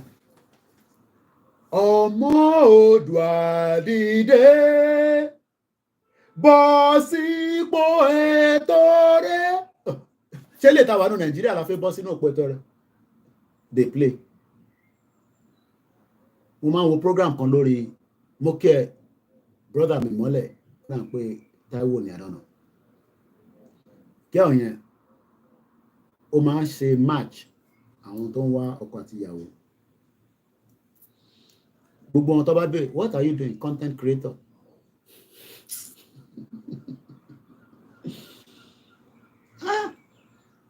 Àwọn kan wà nísìn wọ́n ń ṣe research.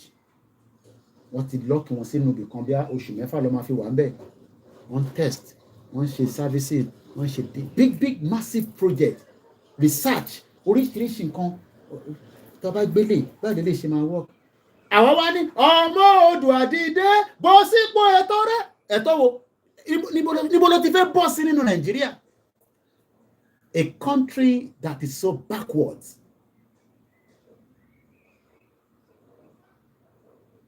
Ìwọ ni ìmọ́lẹ̀. Báwo la ṣe fẹ́ jẹ́ kí ìmọ́lẹ̀ yẹn kó tàn? Ọ̀nà wo la máa gbà tí ìmọ́lẹ̀ máa fi tàn? Òun la fi gbé wá síwájú gbogbo ẹ̀yin ọ̀jọ̀gbọ́n pé ẹ jẹ́ ká jọ gbé yẹ̀wò self determination option ni àti contraction Nàìjíríà. Pick one. Ìwọ náà mú kan náà.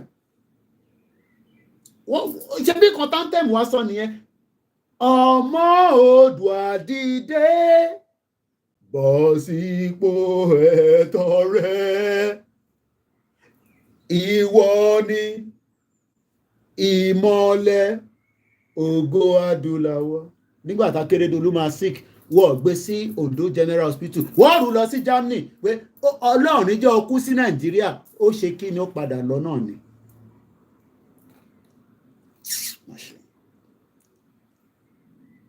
And Yoruba people think it's a joke. To you, it's a joke. To us, it's not a joke.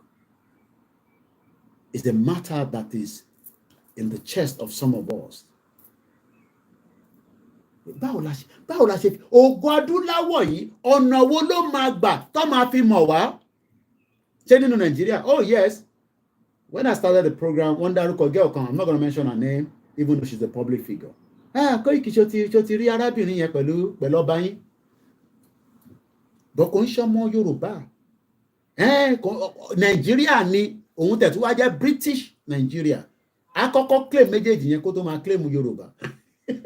Even though orúkọ ọmọ Yorùbá tó dùn láwọ̀ ni, àmọ́ ó náwọn ò kì í ṣe ọmọ Yorùbá. Sọ pé they play, no problem. Àjọ ń play náà ni. Tó bá yá, gbogbo wa la máa ṣe kí ni? La máa jẹ breakfast. Kọ́lọ̀ má jẹ́ kí ó pẹ́ kó tó yé gbogbo wa. Let's move swiftly. Mo kí gbogbo lé. 1 hour, 30 minutes into the program. We probably have about another few 30 minutes or so. Long before the rest of the Black Africa, we Yoruba began to develop into urbanized people, a people living in towns and cities. Kò ń ṣe inú igbó là ń gbé, inú ìlú là ń gbé. Our homeland was the only urbanized part of Black Africa for many centuries. Tó bá ti fi ẹ̀sìn kan, wọ́n ní century, wọ́n ní many centuries. Ìyẹn ni Ọ̀yọ́ empire ṣe lọ far away, tó lọ káàkiri títí dé Togo àti Sierra Leone. Nígbà táwọn òyìnbó wọ́n wá ń wo Ọ̀yọ́ empire. Wọ́n wá ní, tá a bá fáwọn ilé láàyè, wọ́n máa expand lọ ní o. Ẹ̀já pín gbogbo ẹ̀ ní 1884, wọ́n dẹ̀ pín lóòótọ́. Àwọn bàbá tí irùngbọ̀n wọn máa ń lọ báyìí. Àwọn bàbá àgbàlagbà, wọ́n wá ń pín ayé tiwa. Wọ́n wá pín Bẹ̀nẹ̀, wọ́n yọ kúrò lára ilẹ̀ Yorùbá, wọ́n yọ Togo, kódà wọ́n tẹ̀ fẹ́ yọ gbogbo ilẹ̀ Yorùbá kan tán báyìí nísìn. Àti wọ́n sọ fọ́mọ Yorùbá pé ẹ jẹ́ á ronú sọ̀rọ̀ tó ń lọ yìí. Ọ̀rọ̀ yóò ṣe ìbániwọ́, ó ṣe jẹ́ tààrẹ àti ti family ẹ̀ lóró. Ó ṣe ro ti the next generation. Why are you selfish about yourself? Ro the next generation. Pé àwọn tó ń bọ̀ lọ́la níbo ló máa rí lẹ́dẹ̀ sí nígbà tí Fúlàní bá ti gbalẹ̀ wa. Sọ pé wọ́n lè gbà. History sọ pé ó ti ṣẹlẹ̀ rí láwọn ibì kan. Kò ní ṣẹlẹ̀ lọ́dọ̀ tiwa. Torí àwọn òní máa fẹnu tiwa ṣe àníyàn pé à ń retí nǹkan kan ká tún máa fẹnu wa sọ nǹkan míì. Máa sọ pé kò possible. Àwa la ní jẹ́ kó possible with our effort. Eléyìí tá à ń ṣe òbẹ̀sìn jẹ́ náà, kí ló wá ń fẹ́ máa mú ọ̀rọ̀ ẹ̀sìn pẹ̀lú Yorùbá nation? Kí lẹ̀sìn ní ṣe pẹ̀lú Yorùbá nation? Ilẹ̀ Yorùbá ti ń bẹ kọ́ ẹ̀sìn tó dé, ó ní nǹkan tá à ń ṣe.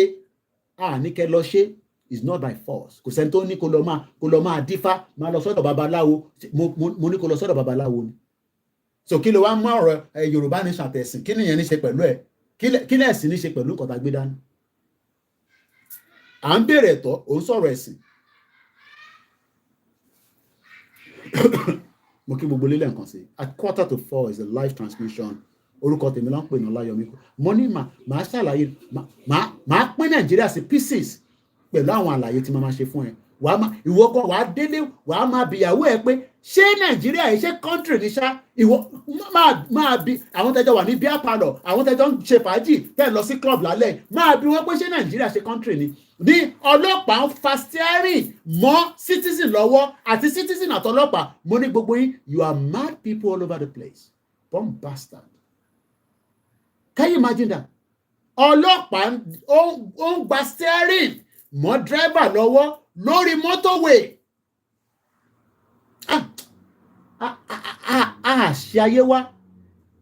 Ìtòyìnbó dálẹ̀ òun là ń face consequence. Àwọn ọ̀gá Koiki ṣe ti rí fídíò mélòó mo fẹ́ wò. The country is mad. How can a policeman is òyìnbó wọn fẹ́ lò àtẹ̀mọ̀ òyìnbó tá máa lò. Ẹ jẹ́ n phrase dáadáa. A policeman sitting in the front, the driver of the Uber, the passenger at the back, and the policeman decided that he has gone mad. He decided to try to hijack ni, or invade the privacy of the driver by trying to take the steering, and the two of them are driving the car. Wèrè wà nílùú yẹn. No. Wèrè wà nínú Nàìjíríà. It's not a country.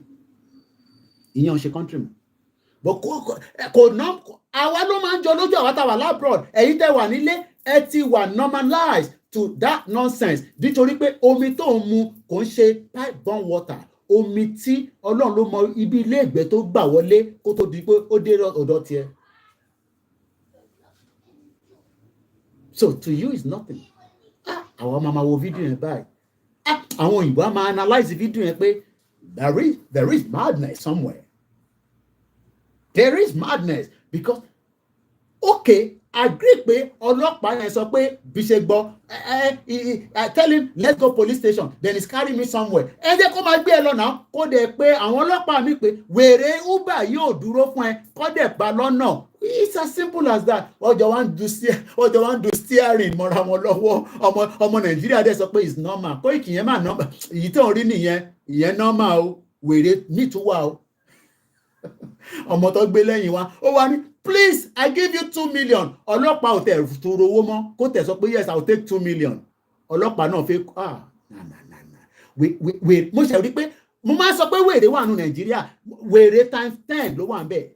Ẹ wá ní kan àwọn kan ní Koiki gbogbo news tí wọ́n máa ń gbé wá news ìbànújẹ́ ni ṣé mi náà ni mo sọ fún ọlọ́pàá kó fún mi nírú news yẹn tẹ́mi ṣe analysis lè rí àní country yẹn is a criminal country kò kí ń ṣe country irú country yẹn ọmọ Yorùbá ò lè gbé níbẹ̀ kó ní prosperity ibi tó ọlọ́pàá ti ń bẹ du steering mọ́tò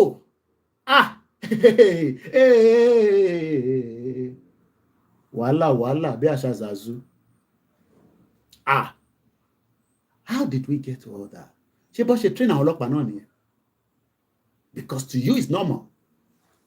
But for people that wants to have a better irú system yẹn lo so tẹ́mi náà bá dé Nàìjíríà nísìn kátà sọ pé mo ṣe Yorùbá nation mo wá nínú mọ́tò inú Uber ọlọ́pàá wa ń down fast mo tẹ̀ mọ́ tí máa lè ṣe first class madness.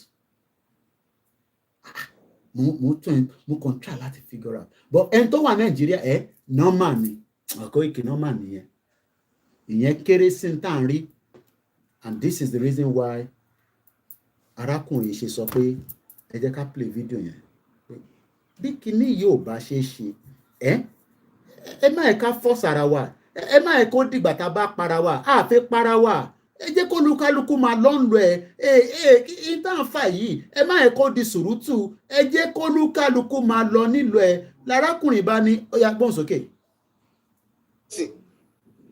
Àtúrọ̀mọ́ pure water báyìí pé kó lọ ra pure water wa pure water ń sìn ó ti di báàgì méjì 500 kí ló tún ṣẹlẹ̀ èwo ló tún ṣẹlẹ̀ báyìí kí ló tún kó pure water omi tá fi ń dáná omi tá fi ń dáná kí ló dé pé gbogbo nǹkan báyìí ìnira ti pọ̀ jù Lagos State yìí kí ló ṣẹlẹ̀ nígbà tẹ́ ń ta pure water láti inú mọ́tò méjì 500 báàgì méjì 500 láti inú mọ́tò àwọn tó máa tún ta kọ́lé ló máa tà kí ló pé ìnira á pọ̀ jù ní Nàìjíríà ìnira ti pọ̀ jù àtìgbà tí Buhari ti bọ́lẹ̀ báyìí ni Buhari ti gbé lọ́ọ̀fù ló ti gbé ìfẹ́ lọ kò sífẹ̀ẹ́ mọ́ ìnira ayé ti pọ̀ jù epo wọn àsọ̀rọ̀ gàrí wọn àsọ̀rọ̀ gbogbo nǹkan wọn àsọ̀rọ̀ ṣé bí ọ̀tà omi tá a mu lẹ́tún jẹ́ kó wọn omi jọ́sọ̀ omi tọ́lọ́run dà tó ń ṣe pé bóyá pé kínní òun lẹ́tún jẹ́ kó wọn ibo là ń lọ lórílẹ̀‐èdè Nàìjíríà ibo là ń lọ báyìí níbo là ń lọ tó bá yẹ pé ogun la máa jà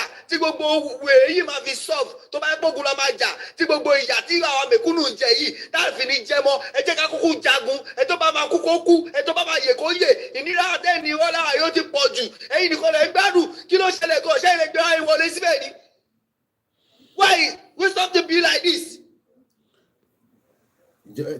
Brother mi take it easy now ohun tó ń filẹ̀ ti pọ̀ jù náà ó yà wò kí ló sọ. I have nothing new to say. People are hungry. Let them die. It's their fault. Yeah, I'm supporting Tinubu 100%. You're supporting Tinubu. 100% to deal with Nigerians. People like you. So that when next election comes, I will now see whether when people bring money, you will vote for them or you will do your conscience.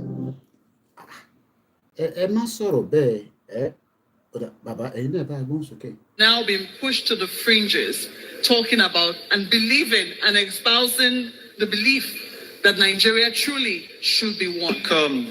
We need to begin by resolving a conceptual crisis. What do I mean by a conceptual crisis?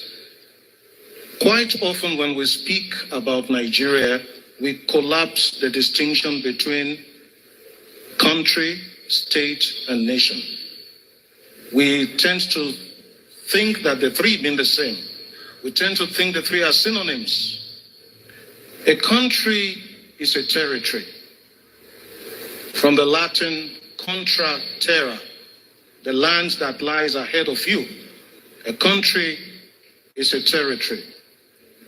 It is not necessarily a nation. A nation is an association of peoples. And I use that word in the plural deliberately because of diversity.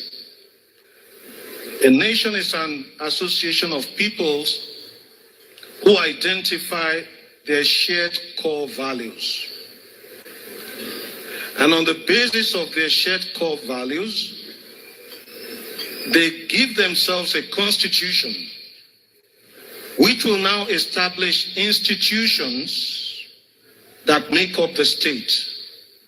What we have in Nigeria and in most African countries is a confusion where we think the nation is the state. The nation is reduced to the state.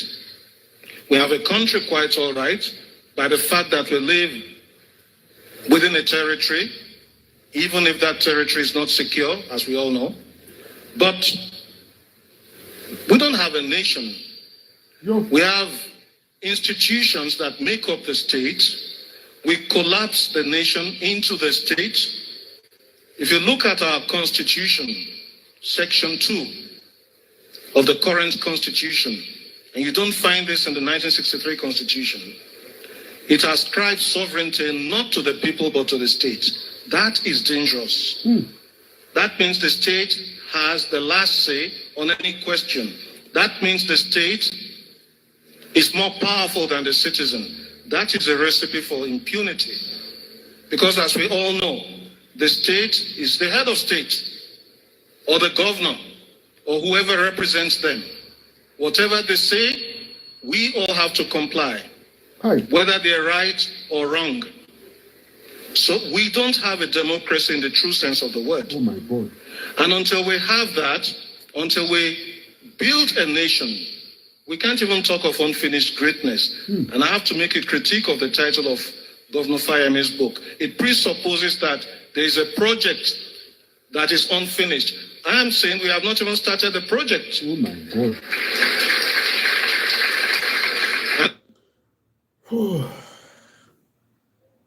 Okay. No problem. Soon, everybody will understand. I pray God will give Asiwaju the courage to do it, because it will affect even himself. It will affect all the APC powers. It will affect all the MDs of banks. The MDs of banks are the destroyer of this system. The powerful, the high and the mighty. He is stepping on their toes. I pray God give him the grace to do it. The next thing he should do, tell him if you know him, is to restructure this country. Nigeria is a fraud. One particular tribe repressing the whole of us. Did you hear what central bank governor wants to do? Just a department, the operation department of central bank, to be moved back to Lagos, where you have 99% of the headquarters of bank. The north is agitated. Don't take Abuja back to Lagos. They don't care. If you all become beggars, it's okay for their oligarchic mentality. I talk like no other pastor talk. I talk like no other pastor talk. Because I have seen into governance, I have seen into the church. And I know where the problem is in this country. Are you hearing me? They may not like what I'm saying, but they cannot dispute the truth. This country cannot go on like this. Okay, I was talking about those who migrated. I don't blame those that want to japa. You know, initially I was saying don't japa. Do you hear me say that again? Japa if you want to japa. Because you look at the country and say, what future? If it goes on like this, what future? If it goes on like this, civil war is imminent. If it goes on like the other, that is Pastor Femi. If it goes on like this, Emiko Moso, don't quote me. Má sọ pé Koiki ló ní ogun bọ̀ Nàìjíríà o. Civil war is imminent. They say they play. Instead of you to be part of the movement so that we can push, ask questions, and then one day it will fall apart. Even those that disagree with Igboho spoke. Igboho, or whatever you have said, is not ignorable in the circumstance that we have found ourselves. It can now be used positively to make peace, rather than condemn him, ask him to go, they should arrest him and put him behind bars. That's not the story now. A situation we have found ourselves calls for everyone to come to round table and appeal to their people. Sunday Igboho might not be the best of persons, but the fact remains, when crises, when they come from the lower cadre people in the society, and they're the ones that can talk to their people. The big men stay in their house, send people out. When crisis comes, it comes from the lower cadre. Àwọn tí yà ń jẹ, àwọn tí wọ́n rí kankan. And if you think that it might not happen, maybe with the constitution that you are using right now, it will just solve our problems. Yomi, don't worry. Koiki, don't worry. This 1999 constitution will resolve all these your problem that you're talking about. Maybe this will convince you. We have problems in the land, and the problems, I want to say this, might be off the cuff, is because of our constitution. Also, Nigeria is not operating any constitution known to honesty, entrenched in group faith, brought about by unanimity of the people, acceptable to federalism, and again, that is also, we also have that problem in the judiciary because of the Nigerian situation. We have a unitary system. That's what we run. Hydra-headed. Don't let us pretend. And I've said it over and over. And I'll continue to say it. And that's unitarism. Has also created into the judiciary. Today, the entire Nigerian judiciary is unitarized. The Supreme Court is federal. Federal Court of Appeal, the Court of Appeal is federal. Federal High Court is federal. FCT is federal. National Industrial Court is federal. Customary Court of Appeal of the Federal High Court is federal. Sharia Court of Appeal of the Federal High Court is federal. All jurisdictions. That the Coyote Church of this world, that the Opitas of this world, that the Bellows of this world, when they wind their respective high courts exercised, making the law to be profound, succulent, rich, exciting, they are now vested in the different federal high court or federal courts. We're talking of how to reform the system. There is no justification in a state, in a nation like Nigeria, purporting to practice federalism, where even the Supreme Court should be overburdened with unnecessary jurisdiction in respect of land matters from Yoruba land, respect of divorce, respect of family matters, chieftaincy matters. How do they know? I don't want us to be deceiving ourselves. Assuming I'm even appointed to the Supreme Court today, I'm above the age, but assuming, and I'm sitting there, and you bring a matter on appeal in respect of Kanuri native law and custom, or Igbo native law and custom, or Igbo land tenure system, and I sit there, and I'm writing judgment. I'm a Yoruba man. What do I know about that? Those kind of cases to stop at the state, either Court of Appeal or Supreme Court. Go to the United States of America. Each state has its own Supreme Court. We are running into trouble. We are inching there, and time is not in our favor. And I'm not. We are running into trouble. That trouble is what people don't want to hear. As I'm just about 12 minutes to the end of this live transmission, I'd like to appreciate everyone that have joined. We hope that you will continue to join us at every interval when we are live on our transmission. Moki brother me, Ifadare, Moki Babawa Ganil Suraju. Ifadare says, and I quote, Igboho Osha is far more educated than all the Yoruba people, all the Yoruba elite combined. Mad people everywhere. Thank you so much, Ebanke family.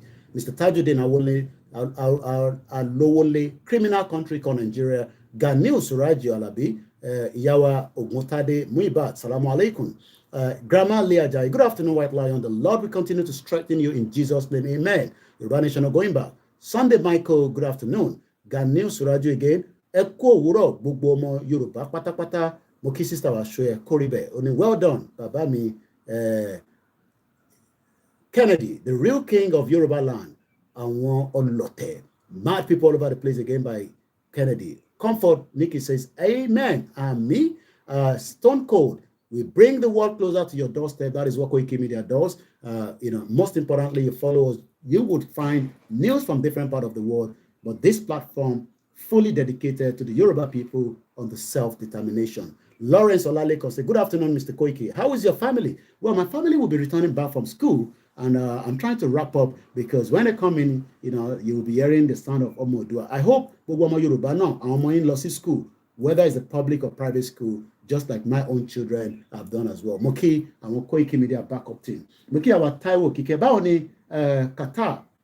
I say Qatar lewa be Kuwait. I keep mixing it up. Moki, our Joke Bodoni. Yes, killing people like chicken. They don't have human feelings. Moki brother, our Babami, Idowu, Matthew. Moki, our Lenkonsi Joke Bodoni. Alan Kondi said the Fulani are the tribe killing the others. If Feoluwa Olumide, Mofitele Dumareke, Ganiolo Edeni, Buhari and his family, Laonton Panyo. Sunday, Olaolumokinyi, Ifani Moliaye, it is important that we know our history and our tradition. Before we get to where we are going, torment will touch most of our lover of Nigeria. I don't know what that means, but whatever it means to you.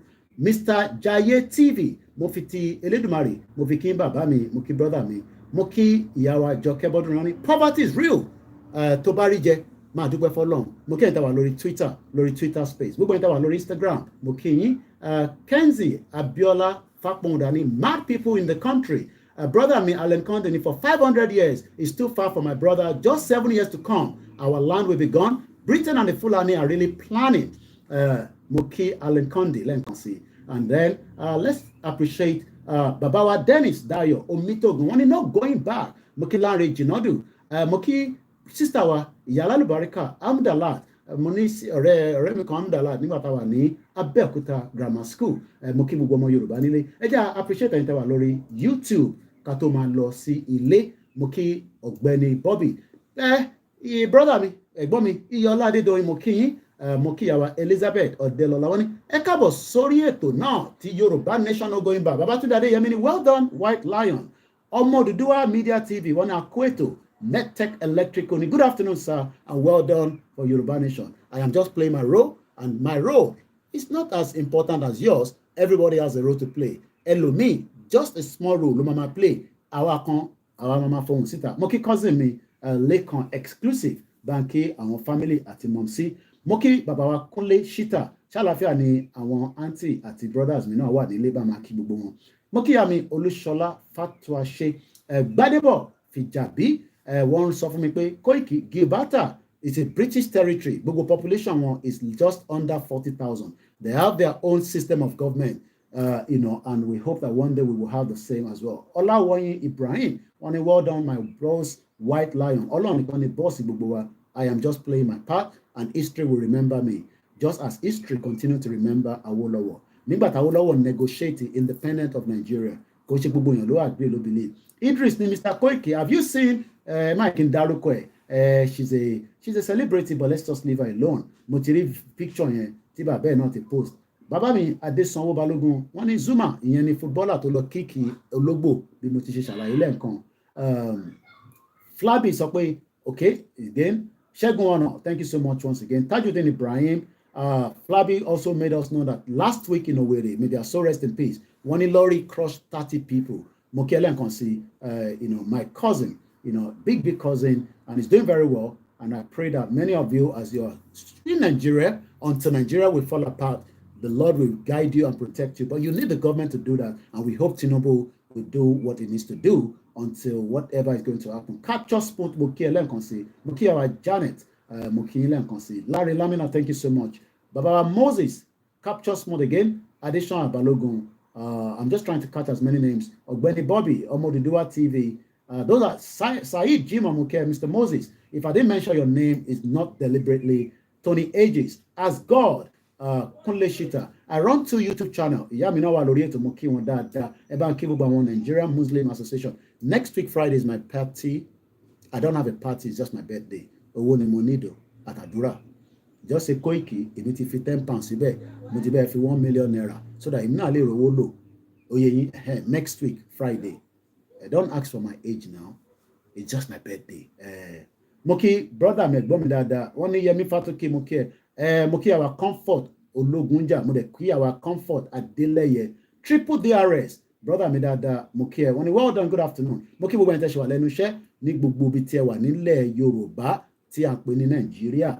Ìlú tí kò ní kankan, ó ti wà confused bí ìyá mi Abọ́sẹ̀dé Rachel ṣe sọ. Mo kí ìyá mi lẹ́ǹkan sí. Ìyá wa Grace Olúṣòótọ́, no matter how other Nigeria tries, the Yoruba sovereign, some Yoruba believe in it, but they are very careful, especially on the Lagos state government, and we don't want you to be compromised because of the job you're doing. Eko gbàgbé, kíran Yoruba kó bọ́, and pray for it and do whatever. And you know, I san 10 naira, in Lagos exclusive, lọ san 10 naira tiẹ̀ fún UISDM. Gbogbo ẹmọ Yorùbá náà ló lẹ́tọ̀ọ́ láti sanwó sínú ẹ̀, ó máa ní nǹkan tó máa ṣe fún wa. I am just literally, just about 6 minutes. Yeah, at 1:56. So I have about 4 minutes left. Moki Pastor Mo, Talutu Ambe, Moki Waris, you know, the brother me. This is my third program for the day. If I have the strength, I'll come back out again. I don't know when, but if I don't, then that means Otudi Igbatabarida. Ogumala Biodu Moki, brother me, Comrade Plan B. Only Yoruba Nation until victory. Moki Waris, you know, do. Pastor Mo, Moki Yagbalagba. Yawa Koni Koiki, Bubu Watobanche program. Jọ máa bá wa fàdúrà àwọn ilẹ̀ Yorùbá lọ́wọ́ àwọn òṣèpẹ̀ fúnlẹ̀ Yorùbá ilẹ̀ Yorùbá kọ́ ni zoo Nàìjíríà orúkọ yẹn òun ni zoo that needs to go out of our life and we have a new name. And it's not going to be possible. Time will tell whether it will be possible or not. And before we finally leave you, ẹ̀jà gbọ́ a lè má gbọ́ tán ẹ̀jà gbọ́ díẹ̀. Wọ́n ní mi sí ìjọba. Mo ń lọ ń dá sí nǹkan tí ó kàn mí ṣùgbọ́n tó kàn mí mo dá sí torí pé ọmọ Yorùbá ni mí bí ìjọba bá wà tí ò sí ẹ̀tọ́ tó yẹ kó ṣe fún aráàlú tí wọ́n dìbò fún tó jẹjọba lé lórí tíjọba bá wà tí ààbò bá sí fún aráàlú tó olóòṣèjọba lé lórí aráàlú dìde fúnra ẹ̀.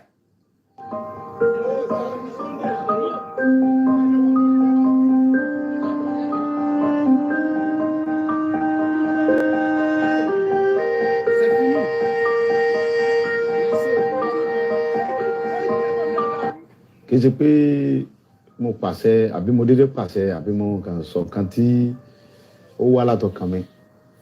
Nǹkan tó fa ọ̀rọ̀ yìí ni pé ẹ̀yin náà wò láti bí ijọ́ mélòó kan sìn bí ọ̀sẹ̀ bí méjì sìn nípa ọ̀rọ̀ àwọn Fúlàní tó wà ní gbogbo Bàràpá. Ẹ wo dókítà wa Dr. Fatai PhD doctor ọmọ Yorùbá tó kàwé tó gboyè ó wá lọ sí lóyìnbó ní àìníye ọdún ó lọ ṣiṣẹ́ ó wá dé ó kówó dé ó wá lọ lu bàbá ẹ̀ ní gangan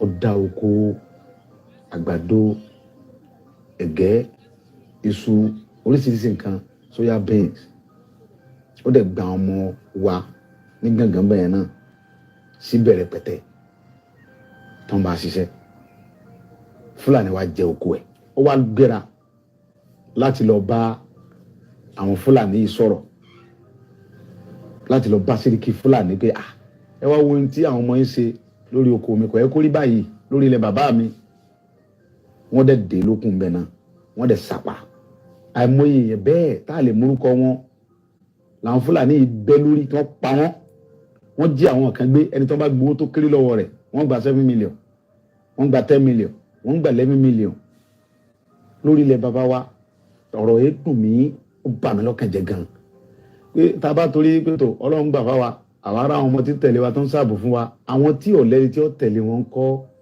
ìdí nìyí tó mú mi lọ síbẹ̀ yẹn ìgbà tí mo dẹ̀ débẹ̀ ohun tí mo lọ fún ni pé láti lọ bá a pé ṣé gbóhun tí ń ṣẹlẹ̀ yìí lórí ilẹ̀ wa sọ́dà ẹ ti ń gbé pẹ̀lú wa adẹ̀fàyè gbà yín àbáyín jà àṣẹ nǹkan jàǹbá fún yín ọ̀rọ̀ yìí ni mò ń bá Sẹ́ríkì sọ̀rọ̀ làwọn ọmọ rẹ̀ yíyọ̀bọ̀n sí mi mo gba ìbọn yẹn lọ́wọ́ ìkan yọ àké àgbà ìkejì tún yọ ìbọn mi ìyẹn ti ẹ̀yìn ẹni bá wọnú fídíò yẹn tọ́lá fídíò wọn ó yin ìbọn yẹn sí mi kí n tó lọ́bọ̀ yẹn mọ́ lọ́wọ́ ẹ bá gbọ́ fídíò rẹ̀ pé ìbọn bẹ̀rẹ̀ sí dáhùn bẹ́ẹ̀ wọ́n yin ìbọn sí mi bẹ́ẹ̀ kí n tó bájà wá ẹ̀yìn pípò yìí tí n bá bájà wá ẹ̀ ní dúró tẹ́ ẹ̀ bá ti wá lè wá àtúnṣe sí ọ̀rọ̀ jíjígbé àti pípa àwọn ẹ̀gbọ́n wa àtàwọn àǹtí wa àwọn bọ̀dá wa àtàwọn ìyá mi àtàwọn bàbá mi tẹ́ ẹ̀ jẹ́ wọn lo oko mọ́ yìí o ó fẹ́ tàkẹ́ forílẹ̀ bàbá wa lẹ̀ ọ̀rọ̀ tá à ń fà yìí sọ̀rọ̀ ẹ̀sìn kí sọ̀rọ̀ ọjà àwọn kan gbé wọ́n fẹ́ pa àwọn mùsùlùmí kí lọ́kàn mi kan mùsùlùmí kí lọ́kàn mi kan kírísítẹ̀ kí lọ́kàn mi kan gbogbo tá à ń fà yìí èmi ò ní ìdí kankan àlàáfíà Yorùbá ni mò ń wá mi ń fẹ́ kankan bẹ́ẹ̀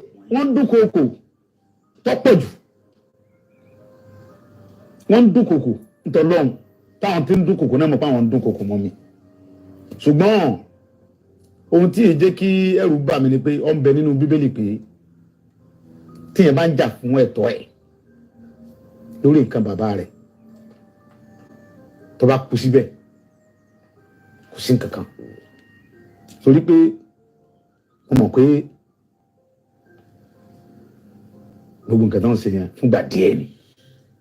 fúngbà díẹ̀ ni mo kí gbogbo wọn Yorùbá mo kí ìyá wa Ọlájíire mo kí sísítà mi Ọlájíire náà mo kí ìyá wa Ọlájíire kókà mo kí Ọmọbọ́lájí Abdullahi mo kí ẹ Ọlánìpẹ̀kun wealthy plenty ẹ̀yin tẹ́ wà lórí Twitter mo kí yín ẹ̀yin tẹ́ wà lórí Twitter space mo ṣe àbọ̀rọ̀ àbọ̀yè what God cannot do does not exist. Plan B mo kí ẹ níbẹ̀ Ọmọ Ọlá and Chuk all hail Biafra, and as I leave you we would say that thank you so much once again. We will continue to treat that. I'll probably treat it to the weekend. Then next week we will start with another topic, 95-page, the good news, path to prosperity in our ORILEEDE YORUBA by Professor Adebanji Akitoye. So it's an introduction. We've read that introduction at the beginning. In the following pages, I try to present the glorious pictures of our soon-to-come country, our ORILEEDE Yoruba. I try to describe the dreams that are impelling millions of Yoruba men and women in all countries of the world to engage seriously in the Yoruba self-determination struggle. It is important to engage. Emma called, so let us all engage. So next week, Lágbára Ọlọ́run, in Jesus' name, inshallah, Lágbára àwọn tó láyé tó lọ́run, we will be treating the number 2. Mo kí ẹ easy, mo kí gbogbo ẹ̀yin tí ẹ sí lórí ètò Ìfagbémiléké and the rest of all our listeners and those that listen to us quietly and silently. Next week, God's willing, we will start with number 2. I will finish this. We are a nation with a proud root and a proud history by this weekend. Then we will start with a new topic, and that new topic will be called, which is not me, Babakito Elokobubele. Mine is just to read it out, and there are a lot of analysis for a whole week about it. Independent Nigeria, we have suffered serious decline and agony. One in independent in Nigeria, ati jìyà tó ń ṣe kékeré kódà ati wà nínú wàhálà. So that will be the topic from the following week. Lágbára Elédùmarè. In the 191 local government as it stands right now in Nigeria, in the Yoruba side, southwest, mo kí gbogbo wa pé we will survive it. We will get there. It will be a lot of work, but I can tell you we will get there. Thank you so much, and have a very blessed afternoon. Yoruba nation is not just not going back. It has come to stay. How soon, when, is what we don't know. So where they play, it may not suffer pé it is coming. Thank you so much. Iṣẹ́ wa fún lẹ́wà. I hope everybody know more you call. It may not master me, just like we mastered the national anthem before they are trying to change it now. So if you don't know it, it's important that learn it. We will try to see if we can. I have the verses written somewhere. I sent out a proposed constitution. It's not new. It's something that we have dealt with, I think, in 2021. Mommy wa kan ló béèrè àwọn documents and lọ́wọ́ me through WhatsApp Latin America, and I decided to just share it again. If you need anything that relates to Yoruba nation, you can check the YSDM. If you can't find it, you will find multiples of documents on the Koikimedia.com. Remember that your support is needed so that we can fund the media and do more. Iṣẹ́ wa fún lẹ́wà, forílẹ̀-èdè wa, kàgbéga, kàgbéga, kàgbéga fàlẹ́rì, ìgbàgbọ́ wa ni pé dàtí bẹ̀rù la bọ́ mọ́, ká ṣiṣẹ́, ká ṣiṣẹ́, ká ṣiṣẹ́, ká jọlá, ìṣọ̀kan àtòmìnira, ní kẹjẹ́ ká máa lépa, tẹ̀síwájú, fọ́pọ̀ ire, àtòhun tó dára, ọmọ Oòduà dìde, bọ́ sípò ẹ̀tọ́ rẹ, ìwọ ni ìmọ́lẹ̀ Ògo Adúláwọ̀. Mo kí bàbá wa Fatai Mọ́tájọ, ìyàwó Elizabeth Awóṣefájù, mo kí yín. Mo kí mọ́mì mi kan náà tí wọ́n lọ́lé tí wọ́n ti ṣe 70 wọn. I call her Big Mommy. Gbogbo àwa náà tí à ń ṣe birthday ní inú oṣù yìí lọ sí next month, ọ̀pọ̀lọpọ̀ ọdún la máa ṣe. Next week kò sí eré o, £1, £2, £30 bá ṣe máa gbà. That's if I'm live next week on my birthday. If otherwise, just pray for me. Thank you so much. One love. Bye for now.